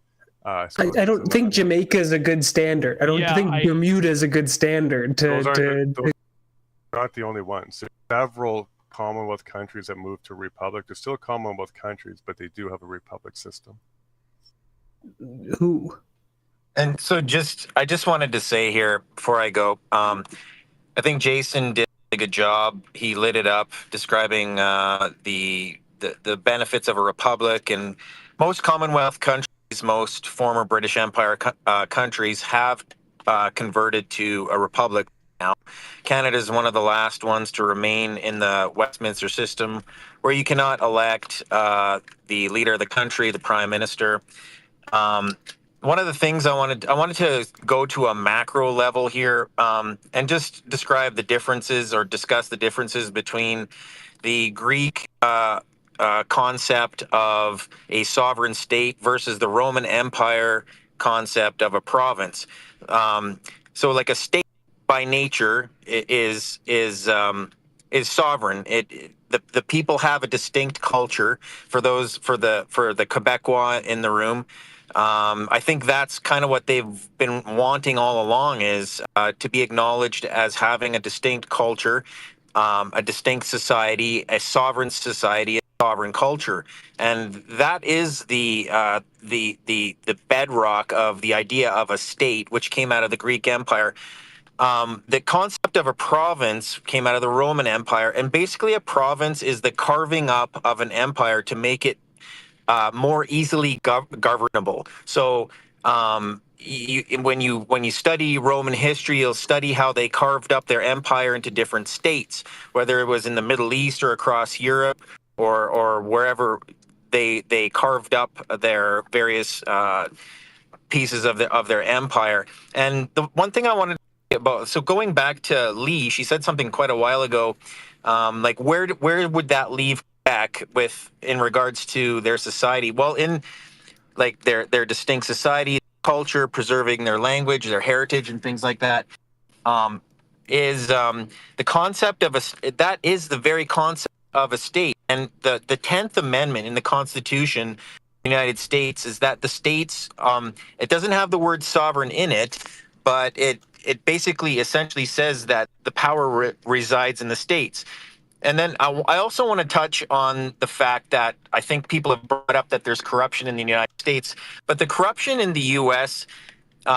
It's in spite of the republic that they have, the systems that they have, the separation of the pillars of government that they have. It's like there's a difference between the problems and the corruption being in spite of the system and because of the act.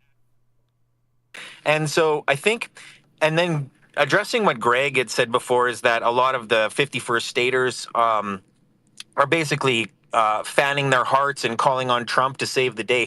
That's not the sentiment at all. Actually, it's more after the system. It's more after the sovereignty, like the Alberta sovereigntists, which I've actually been quite critical of. No, hold on. But would you be saying the same thing, romanticizing the American system, if Kamala was president?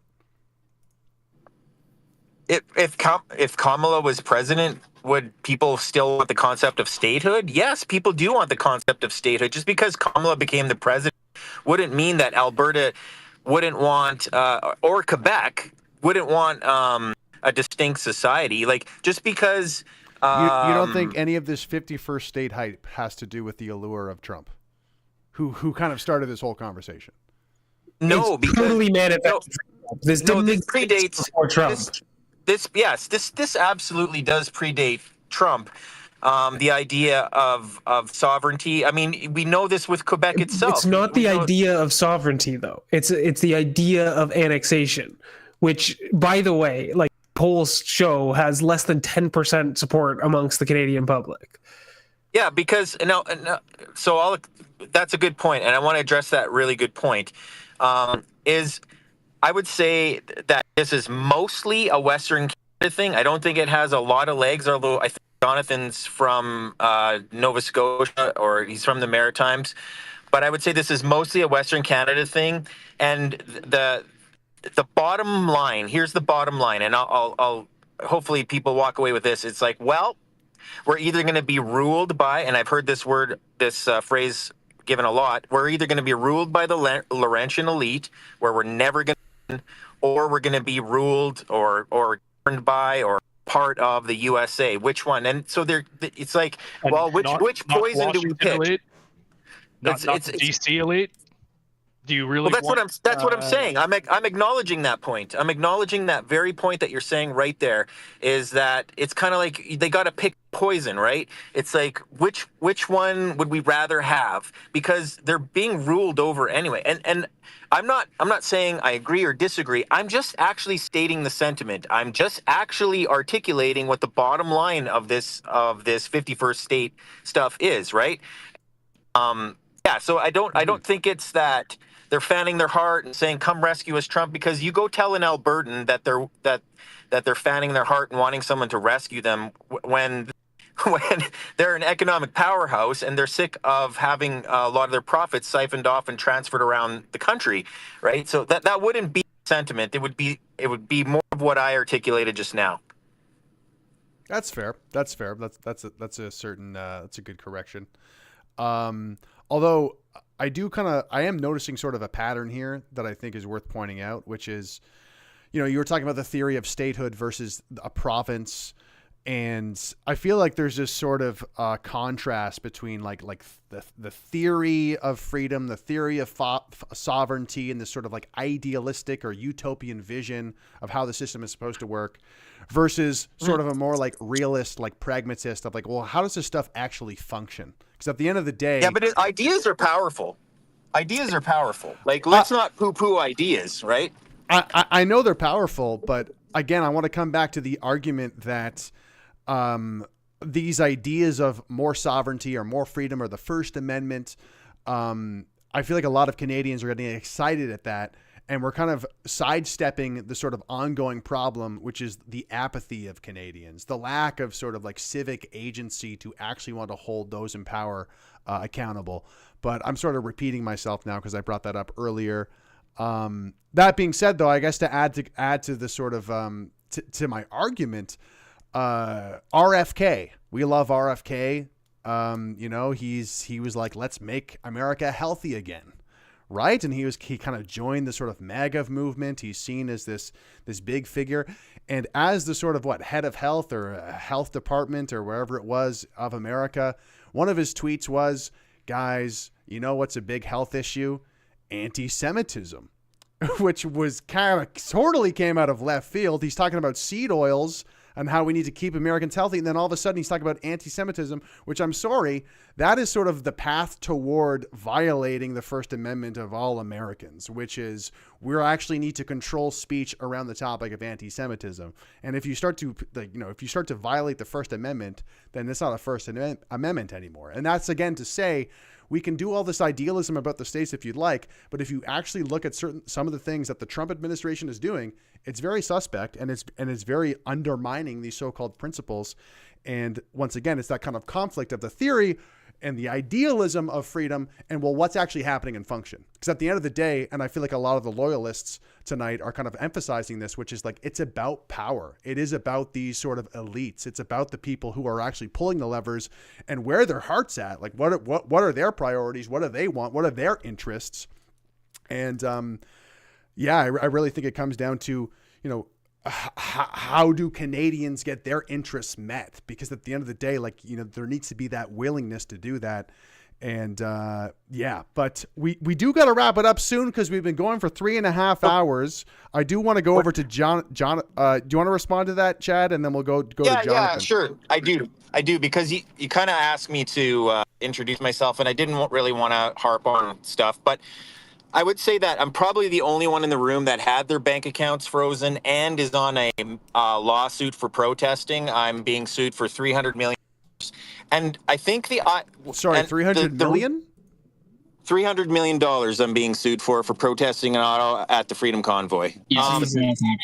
So what I want to say about that is not just a plug for myself, guys. I didn't bring that up to talk about myself. The reason why I'm bringing that up is because the premise, the underlying assumption, the ideology behind that is that this is what I believe, is that our constitutional rights, our charter rights and freedoms in Canada come secondary to this, what I would think is what we inherited from probably Europe or the Commonwealth or the British class system, is that no. The elites,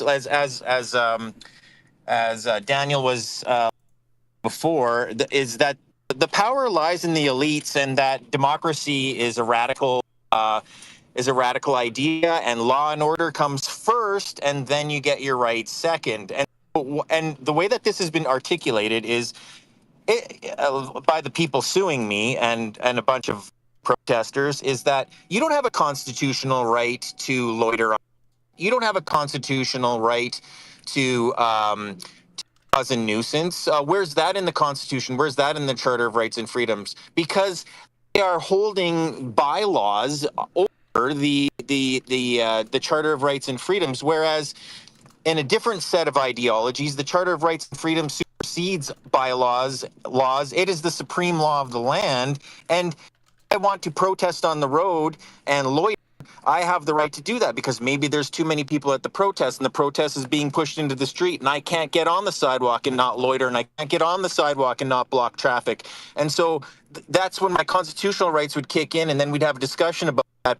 That's not the sentiment in Canada. And I'm sure we have a lot of people in the room here, including the Loyalists, that sympathized with the protest in Ottawa, or maybe they didn't. Maybe they thought, well, you know what? The government said what it said. It did what it did, and if you didn't like it, that's the way it is. Because we favor elite rule over democratic rule, and why should the people have a say? And I'll land the plane there. No, we all thought COVID was wrong. I was there in the streets with you, Chad. Just because I prescribe to an elite theory of how power is wielded doesn't mean I agree with all the ways elites wield power. But how can you have it both ways? How can you say that you believe in an elite power? How can you have it both ways, though? I don't get it. So Canadian tradition. It's very simple. Like, this is how I see how the world operates. That's like saying, like, I agree with a raccoon getting hit by a car because it happened. Like, this is how nature, this is the realities of nature and in the modern world, right? Well, no, I think you're saying that it should be that way, not that it is that way. I understand the difference between acknowledging No. What I'm saying is it is that way. And we have to understand how things are and operate within the confines of how power operates. It's just the reality of the situation. Whether you think it's good or bad is secondary. It is what it is. So just to add I think what the government's doing to you is horrible, Chad. Like, I don't think you deserve to be sued for $300 million because you exercise your civil rights to peaceful protest. Like, that is absurd. I can't believe that is even true. No. That is absolute tyranny. That is definition of tyranny, even in the English tradition of monarchy. It's unacceptable in totality. Well, just so you guys know, when they took it to court, they lost their appeal to this twice. Two judges have refused their appeal to take away that case. That's how bad it is. And who are those judges? People who made their allegiance to the crown. So but American judges do questionable decisions every day as well. So, but that's in spite of the system, not because of the system. And our system, it does have the system they're in, and like, I have experiences within the legal system. Well, like, I've experienced how unfair it can be. But as FortySacks alluded to earlier, like, the Constitution. COVID is the perfect example. The Constitution is not worth the paper it's written on. It's only as powerful as the people in charge. This is where we get back to elite theory. Like, we need to replace the leaders with better men in order to solve this problem. It's not about making stronger through democratic means, but what'd you say, Chad? The result is a. What did Chad say a second ago? He said, aren't I describing a democracy? But the difference is, I think that leaders lead, not the public pushes leaders. Like, leaders, though. We have young global leaders. We have Z-cabinets. Don't you remember this? Yes, they are wielding elite theory better than we are.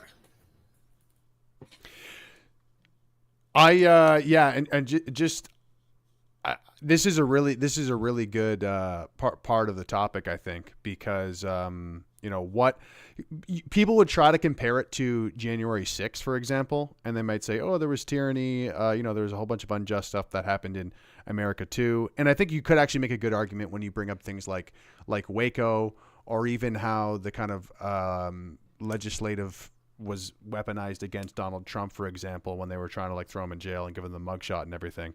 Like, there certainly is tyrannical things or undemocratic things that happen in the States as well. However, Chad, you're absolutely right in terms of the way that yourself and other, I call them political prisoners, have been treated in Canada. And it's very, very frustrating because it's like, where is the actual justice here? Where is the justice? I was on a live stream last weekend with Artur Pawlowski, and he chatted for a bit, and he was like, where is the justice in the country? Where is the justice? And I don't understand enough about the law and like the differences between the American justice system and the Canadian justice system. But that's certainly something where I feel like the 51st Staters may have a point. But as I said, I don't understand the law in America versus Canada. I don't know if anyone can kind of hop in here to fill in kind of answer my question. But I will kind of offer as well, once again, it's super frustrating because most Americans will hear your story, Chad, and be like, that's completely ridiculous. Like, that's unbelievable. And then if I talk to some Canadians from high school, they'll be like, yeah, well, COVID was a crazy time. And it's like, that's all you have to fucking say. Like, fuck you, like you're a friend of mine. Like you're what? You're just going to watch TV while all this is happening. This is disgusting. Chad's a listener now. Chad, I don't know if you dropped out, but you got a request to speak again. Can anybody answer that question that has to do with how the law works in Canada versus America? Do I sound crazy? Does this make sense? No, it totally makes sense. It goes back to what I talked about, where, Canada is actually rule by law rather than rule of law. We don't have a justice system. We have a legal system. And it's all, again, it's these judges are appointed by the crown. They swear allegiance to the crown. The difference of in Canada versus the United States, and with the formation of Constitution under the 51st, all the judges would be elected by the people. So how do you think those judges are going to perform when there are these are judges that the people have selected rather than a crown appointee, right? So that it's a huge difference. And really, people in Canada, back to your thing about apathy, this is a symptom of institutionalization. Like, this is part of being Canadian, and this is meant by design as part of the system of the constitutional monarchy to keep people subjects, to keep them unengaged, because the only rights we have in legislation are every 4 years go out and vote. So why would they want to upset the electoral autocracy that exists? So I think that is by design. They purposefully don't teach us civics to any adequate degree in order for us to understand the game that we're playing. Imagine you're sitting down with somebody who is a master at the game, and you haven't even been told the rules. And that's the situation of the Canadian people. And so they can't care because they don't even know what system they're in. Whereas in the United States, like you said, they're taught that they have to have civics. The system will teach them civics. They will actually know their constitution. Go and ask a Canadian what their constitution is. Good luck. Right? So it's by design, and this is part of the problem. And back to what Jason said about the Republic thing. I was wanting to say something about that, but we weren't talking about stuff. So I put up in the nest something I wrote up a little while ago. I think it was about a month ago. And it's basically a vision. So this is back to you, Loyalists. This is my challenge to you. My problem is a vision for Canada. So Jason said something about, why don't we do it ourselves? And this is the problem. The people just, and this is why 51st State is attractive, not because of Trump, but because of what they're doing. They have offered vision for the people of creating something great. There is something. Yeah, it is Trump's vision, yes, but it's not. It is a vision though, and the problem in Canada is there's not there's what we see from the politicians today. We're gonna build our homes and all this other kind of stuff.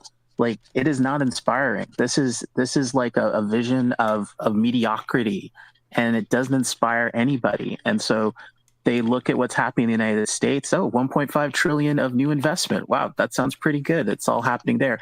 What's happening in Canada? Oh, we're spending $6 billion on a defense system that isn't probably going to work because we're in the Arctic North. So there's this disparity that the people can't get past, and this is part of why so many people are attracted to the 51st state. And back to what you were saying, Greg, I agree there are some of those out there who are like, Trump, save us. I agree, they're out there. But majority of the 51st staters who actually are serious about it know that it's actually hard work. They're called traitors every day. It's like being called an anti-vaxxer every day. Remember that? It's the same deal to be in that position, but they're learning more every day, and they're passionate about it, but they know it's going to take hard work. It's not something where Trump is going to be able to do it automatically. It's actually going to require the people to actually want it, to have it happen. Because you can't have, no matter what happens, whether it's a 51st or whether it's a Republic of Canada, either way, you have to have an engaged public. You have to have a people to be able to have a republic. And right now, we are subjects. We are subjects in a constitutional monarchy that are taught to be passive and not engage and to be spoon-fed everything. Just the monarchy will take care of you. The monarchy will take care of you is what we're taught generationally. Like back to, FortySacks' thing about our culture. That's literally, our culture. No, that's literally not how things happen. We are not taught hostility by the constitutional monarchy. The lack of interest and education in civics goes back to Pierre Trudeau and the Liberals and the Cultural Revolution that they instigated on this country. Civic participation was much higher in the past. The fact of the matter is, from the 1840s onward, we had the implementation of what was called responsible government, where democratic reforms were given to the country in a manner not entirely dissimilar from the United States.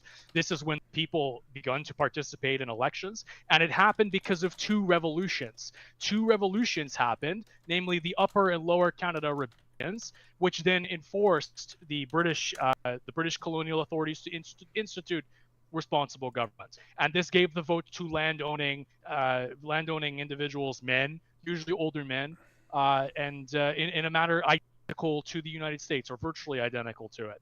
And also, U.S. judges are not elected. It depends on the state. Federal judges are not elected. They're appointed by the president, of which they stay on for life. They have to be confirmed by the Senate, sure, but it's a lifetime appointment.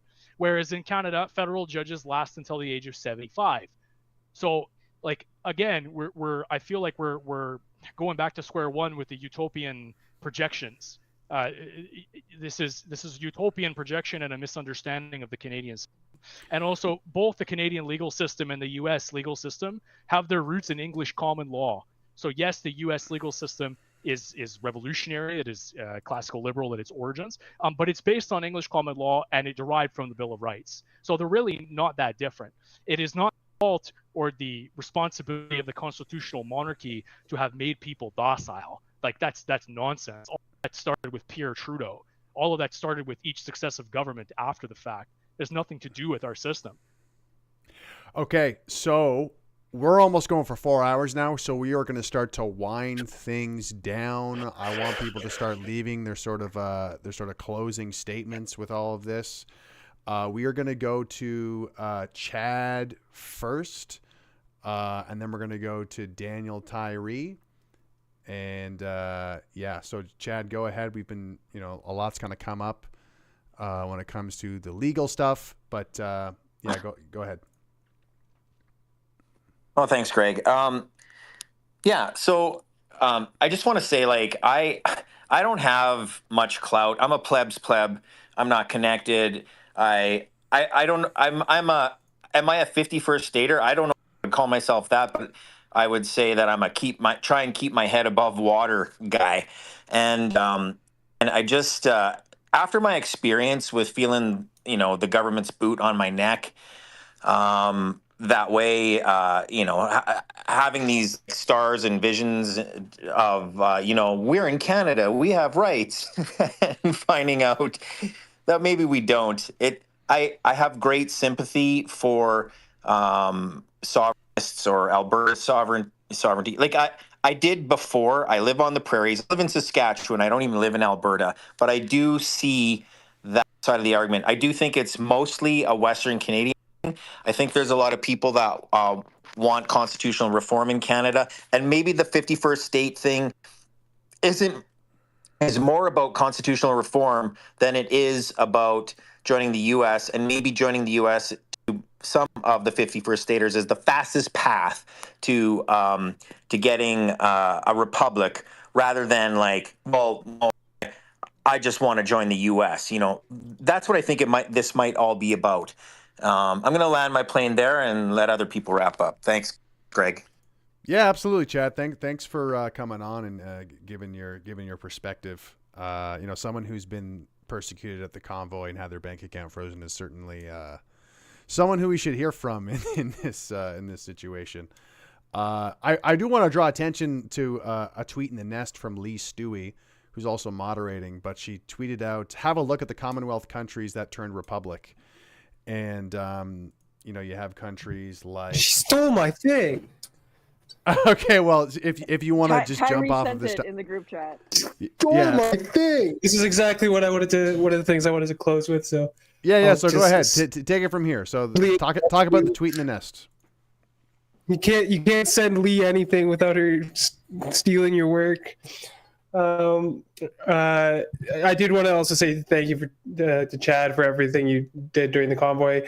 You describe yourself as an unsung hero, but I remember your work during and afterwards, and the truth you tried to bring to the situation, and all the drama amongst the movers and shakers behind the convoy, and all that you're having to go through now. It's disappointing that you have to go through that in a country like this.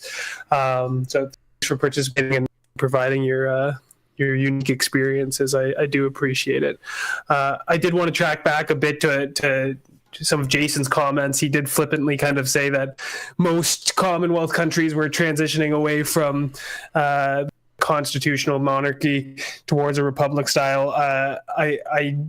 I didn't realize how many had, but that's because, you know, our you know, the first countries we think of when we talk about the Commonwealth are still constitutional monarchies. The UK, Australia, New Zealand, these guys are all still constitutional monarchies, the most similar countries to us. The two republics are countries like India, Pakistan, Ghana, South Africa, Nigeria, Kenya, and a few more, but countries that are nothing like us, ethnically, nothing like us culturally, and they're much smaller countries, completely different from us geographically. I don't particularly astute comparisons in terms of how we should be modeling our government. To close things out, I do want to kind of pivot away from things because while this was a fun discussion, I do think all of this, whether it's Alberta separation, whether it's 51st stateism, whether it's constitutional reformation, reforming the Senate, all the little details we've touched on throughout this 4-hour space, I think it's all really a distraction from the most important issues in this country. As I alluded to earlier, I really think the most important issue in this country is mass immigration. We are quickly losing our society, and we're losing our identity. We're losing who we are, people. We're quickly becoming a minority within our own country, and I think we need to be focused on that more than quibbling about how the specifics of how our government is run. A nation is the people. You can't exist as we have. The country is fundamentally changing as our population is being replaced. It's becoming more and more tangible each day. And unless we start talking about this seriously, talking about serious solutions like remigration, the country, as we know it, is not going to exist within a generation or two. So I think we need to be keep our focus on the most important issues instead of arguing with our brothers about how we organize our family. Thanks to Greg and Lee and Based Maiden for organizing this. This has been a lot of fun. Greg, you're a great moderator as always. Thanks, Daniel. Real quick question. What's the difference between remigration and deportations? Is there one? Remigration is more of a term which includes mass deportations. Technically speaking, mass deportations is the removal of violated the law or is here illegally. Mass deportations would be a part of a remigration plan, but it would not be the extent of it. It would be, we have almost like the immigration 500,000. Almost like the immigration has like various, the family reunification. They have the point system. Like remigration is the opposite of that. It's having deportations. It's having, other kind of programs. Yes, got it. So it's an umbrella term that would include. That includes all methods of relocating foreigners to their homelands. So that would include things like deportations of illegal migrants, refugees, but also any moves to create the economic and cultural conditions to encourage even legal immigrants to return to their countries of origins through things like a repatriation program, or it's like it's another version of family reunification, except reunifying. Yeah, the other way. The other way. Families just reunifying them in a different country. So, okay, thank you so much for coming out, Daniel. We really appreciate your time, and your perspective as a loyalist and someone who knows more about the Canadian system and history than me. Chad, I think I saw your hand shoot up for a sec. Did you kind of want to share a few comments and say goodbye again, or did you want to chime in there? Maybe he's doing the dishes now and he's walked away from his phone. Let's go to FortySacks. Did you want to say anything before we go? I do want to get to Jonathan as well for any closing remarks. So let's go to FortySacks. I just wanted to affirm much of what Daniel touched upon, which is that all of these ideas, whether they're pro-monarchy, whether they're pro-republic, they're pro-liberal democratic, whatever, all Western concepts. They're all Western ideas. They're systems of government that Western civilization has created for itself to govern its own distinctive peoples. There is no one-size-fits-all. You cannot democratize a people where it did not emerge out of naturally in many other parts of the world. Even when countries attempt to call themselves liberal democratic, such as North Korea or China, which calls itself the People's Republic of China. The fact of the matter is the ethnos drives the ethos. The people drive the ideas, and people are not replaceable parts in a machine.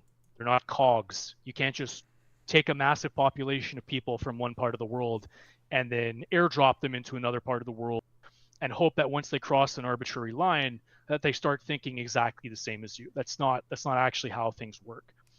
And to the whole concept of the 51st state, I find that Canadians may find themselves in a situation, God forbid that this ever did happen, that kind of was annexed.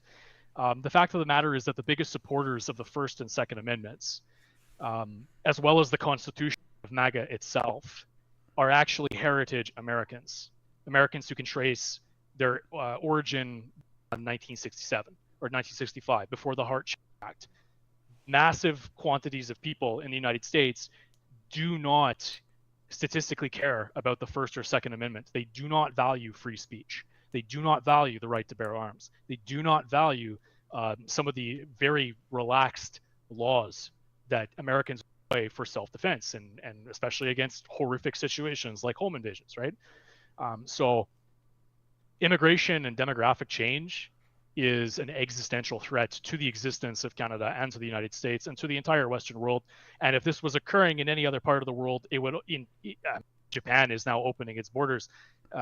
This would also be a problem for them because the risk is that Japanese society and values, regardless of whatever those values are a threat from disappearing. So to affirm what Daniel said, we can argue about governmental systems and how people ought to be governed, how our society ought to be organized. But the fact of the matter is that these are almost exclusively pertinent to us. It's pertinent to us engaged in this conversation right now. It's not pertinent to the vast majority of those who are coming. They do not value liberal democracy. They do not value free speech or the right to bear arms or anything. So I find that Canadians, if that situation ever happens, may find that the benefits of joining the United States are much lived than they like to think. And I'll close with that. Greg, thank you for having me on. I find that you are probably one of the moderators in regular Canadian X spaces. So thank you for your time in hosting this space, inviting me as well as others. Jonathan, I wanted to thank you for providing a strong opposition voice in favor of the 51st state. I think that you articulate and enunciate your views exceptionally well compared to a great many other people who are involved in this discourse. So thank you for your time. Lee and Based Maidens as well. Daniel, thank you for being a Loyalist buddy back to back against these Republicans. And it was a pleasure to fight with you, brother. Revenge for 1812. All right. Thanks a lot, guys. I appreciate you having me on. Thank you, FortySacks. Go follow FortySacks, guys. All right.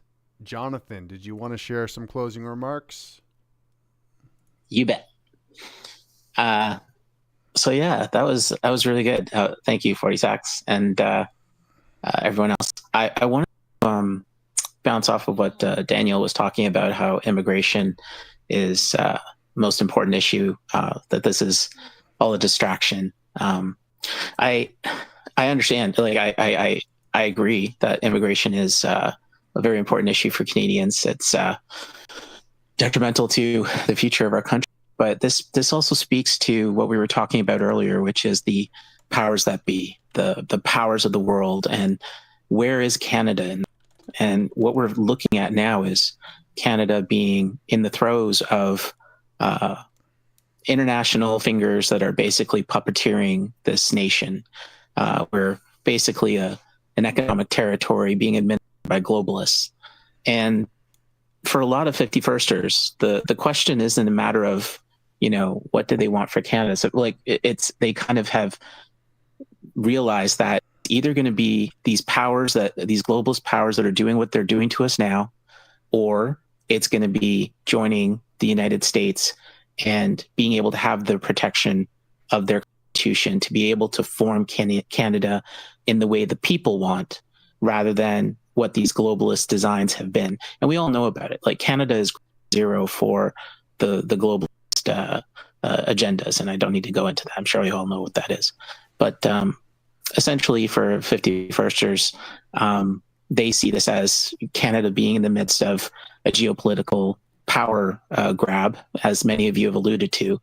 And for Canadians at least, the people of Canada should be differentiating Canada from the government of Canada. I find that a lot of people, when they talk about defending Canada, immediately go to this, well, you're not a Canadian if it's like, but what you're talking about is defending this government. And I understand some of the people who are loyalists, that is what they're doing, because they think that this is just a bump in the road for the system. But for others, they see this is a system of tyranny. It allows for tyranny.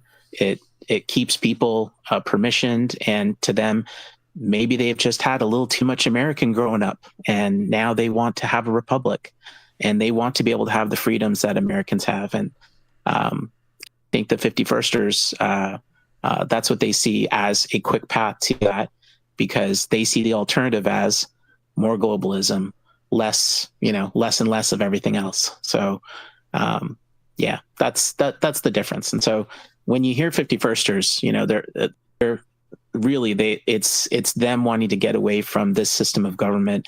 There is a true love of the Canadian people, and they want to see what's best for the people of Canada. They just don't see this government being the ones that are going to deliver it. So I'll just land my plane. Thanks, Jonathan. Thanks, Jonathan. I definitely think we all agree with that. That we don't like the people in the Parliament buildings, and we wanna change that. All right, we're gonna wrap it up right now. Based Maiden, you have your hand up. Did you want to say something before we get going?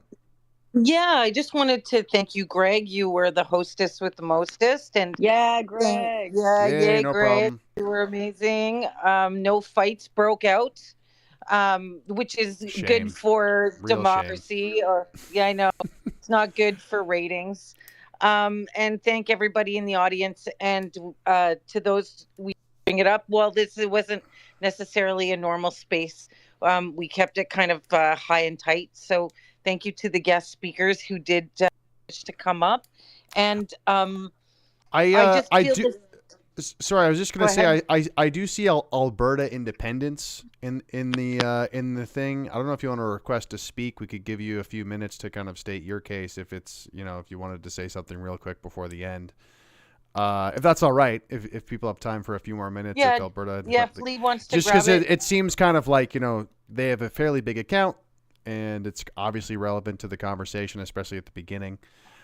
So if you want to request to speak, then come on up, Alberta Independence.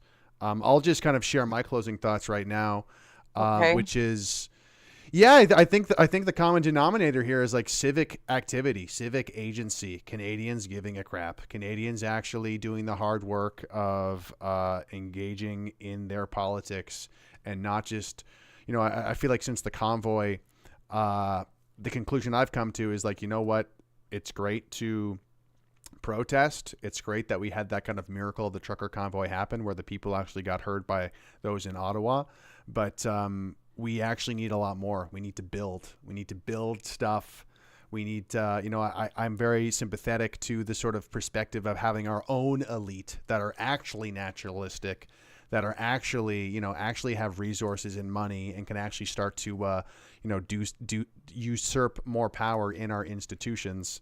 And you can doubt that all you want, but if you look at the enemies, the people who currently have the control of the institutions, it's a bunch of elitists. It's a bunch of people working together. And there's certainly people who think like us, who are on our side and who have resources, but it's a matter of kind of just building that up because, even if we become part of the states, we still need people to advocate for the people in this geographic location. But I personally think that we're just at a low point, and that this is a great leverage. This is a great sort of jumping off point to actually reinvigorate nationalism in Canada. And that's why I love to have discussions like this. But yeah, like we need the rise of Canadian nationalism, the rise of people realizing that, we need to put Canadian interests first. And I think that the fact that immigration and demographic change coming up is super, super relevant, because if there's a whole bunch of people in the geographic location in Canada who want a state of Khalistan in India, well, that just makes everything more complicated. And becoming the states, I think just makes it even more complicated. So I think kind of just reasserting our identity and our history is a great first step. That also helps shatter the the sort of Overton window of being politically correct all the time. But I'm getting off into other topics now, and so let's wrap this up. Yep. Greg, I mean, I do think that the mass migration is actually a great lead up to another conversation and another debate. Though, again, I think we'll find a lot of sequel, perhaps a cliffhanger for a future space. Yes. But awesome. If it were left to the I think we could figure this out, and it really speaks to with people with really strong views, and they see things differently. But it's the incompetence of the political class that they can't come to a place where we can end things satisfactorily or complete a deal satisfactorily. So, I just, if you left it actually up to us, we could sort this out. But yeah, thank you to everybody. Lee, did you want to say something before we go? And then we should really shut this thing down. I'm hungry, man. I'll let Bethan get last word, but I just wanted to remind people that it's up to them to hold politicians accountable. Stop looking up to politicians to solve your problems, because it's up to you in the end. staying at home, eating Cheetos, nothing's going to change. You have to put the pressure on. And I also wanted to say thank you to FortySacks and to DanielTyrie. I always learn something listen to you guys speak. And to all of the Separatists and the 51st Staters that came in, I learned your perspective and I appreciate it. Even though I don't agree with you, it has helped me learn things that I do and don't. So I appreciate you. And thank you to everyone who came on to the space to listen to this. So that's it. Yeah, I'll echo that. I really did appreciate sort of hearing like the pain of Albertans. And like, of course, I'm aware of it, but it was nice to kind of hear a more sort of intimate, up close and personal account of. Because I know you guys hate Ottawa and you're in pain, but it was refreshing, or at least like not refreshing, but it was good to kind of hear a more kind of accentuated, like just how bad it is.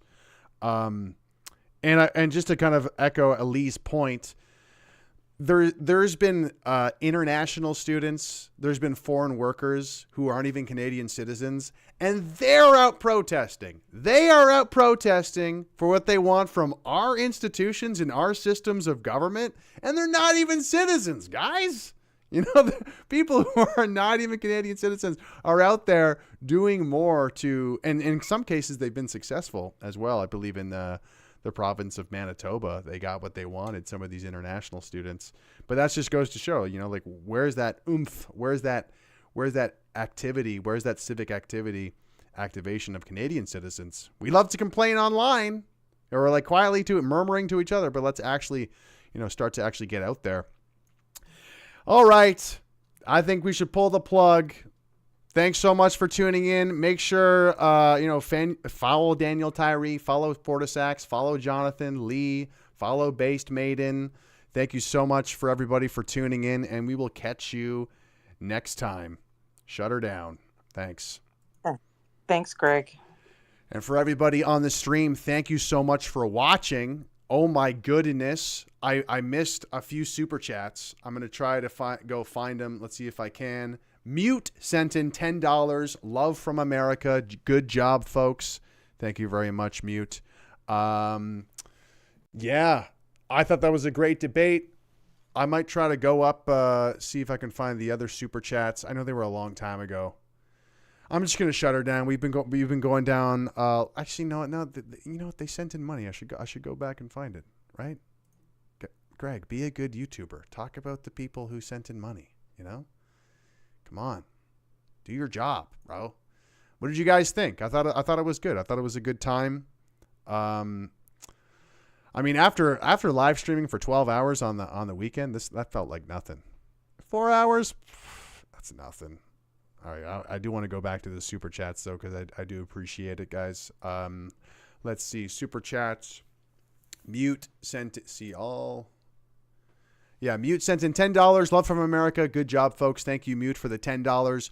Bill Ward with $10. Just tuning in, y'all need to watch Maxime Bernier's interview in the last couple days.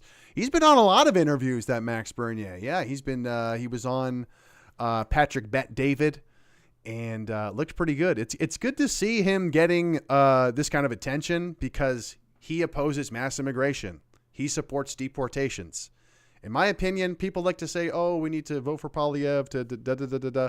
And the thing is like, no, we just need more Canadians talking about mass immigration and how it needs to stop and how we need to actually do deportations of illegals, because so many Canadians feel this way, but they're too afraid to say it. So we just actually need more people saying that out loud. But thank you so much, Bill Ward, for the donation. ML Printer sent in $5 for Harrison. It's not defeatist to identify who your real enemy is, for fuck's sakes.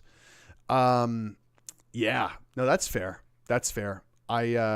People are actually coming hard against Harrison's one of his comments about how it's ideological. The problem is ideological. And yeah, it was interesting to see the Albertans, bite back and say, actually, F you. This is existential. This is you have no idea what it's like to be an Albertan being treated this way for so long. Thank you for the $5 ML Printer. And then another $10 from ML Printer. All true, and those distinct regions can prosper better under the American umbrella. They too have distinct regions. All empires do. Yeah. Yeah, and you know, we went over all of that, but yeah, thank you for the $10 ML printer once again. And those are the super chats, guys. Thank you so much for tuning in. I appreciate it. That was a lot of fun. And I think we're just going to wrap it up here. Until next time, I'd like to do more debates. I had a good time. Doing that, and I get a lot of good feedback doing it. And I feel like I learned a lot, actually, about like our history, about mostly about Canadian history and things I didn't know about the formation of Alberta, for example. But yeah, I am interviewing Sarah Stock on Monday, by the way. Do you guys know Sarah Stock? She's amazing. She's part of Slightly Offensive now. She had that viral clip talking about xenophobic nationalism and how she thinks that's a good thing. So I have a huge guest on Monday, Sarah Stock. It's going to be, I think 7 p.m. Eastern time. Yep. 7 p.m. Eastern time. So see you on Monday for that live stream. And we're going to talk to you soon, guys. Cheers.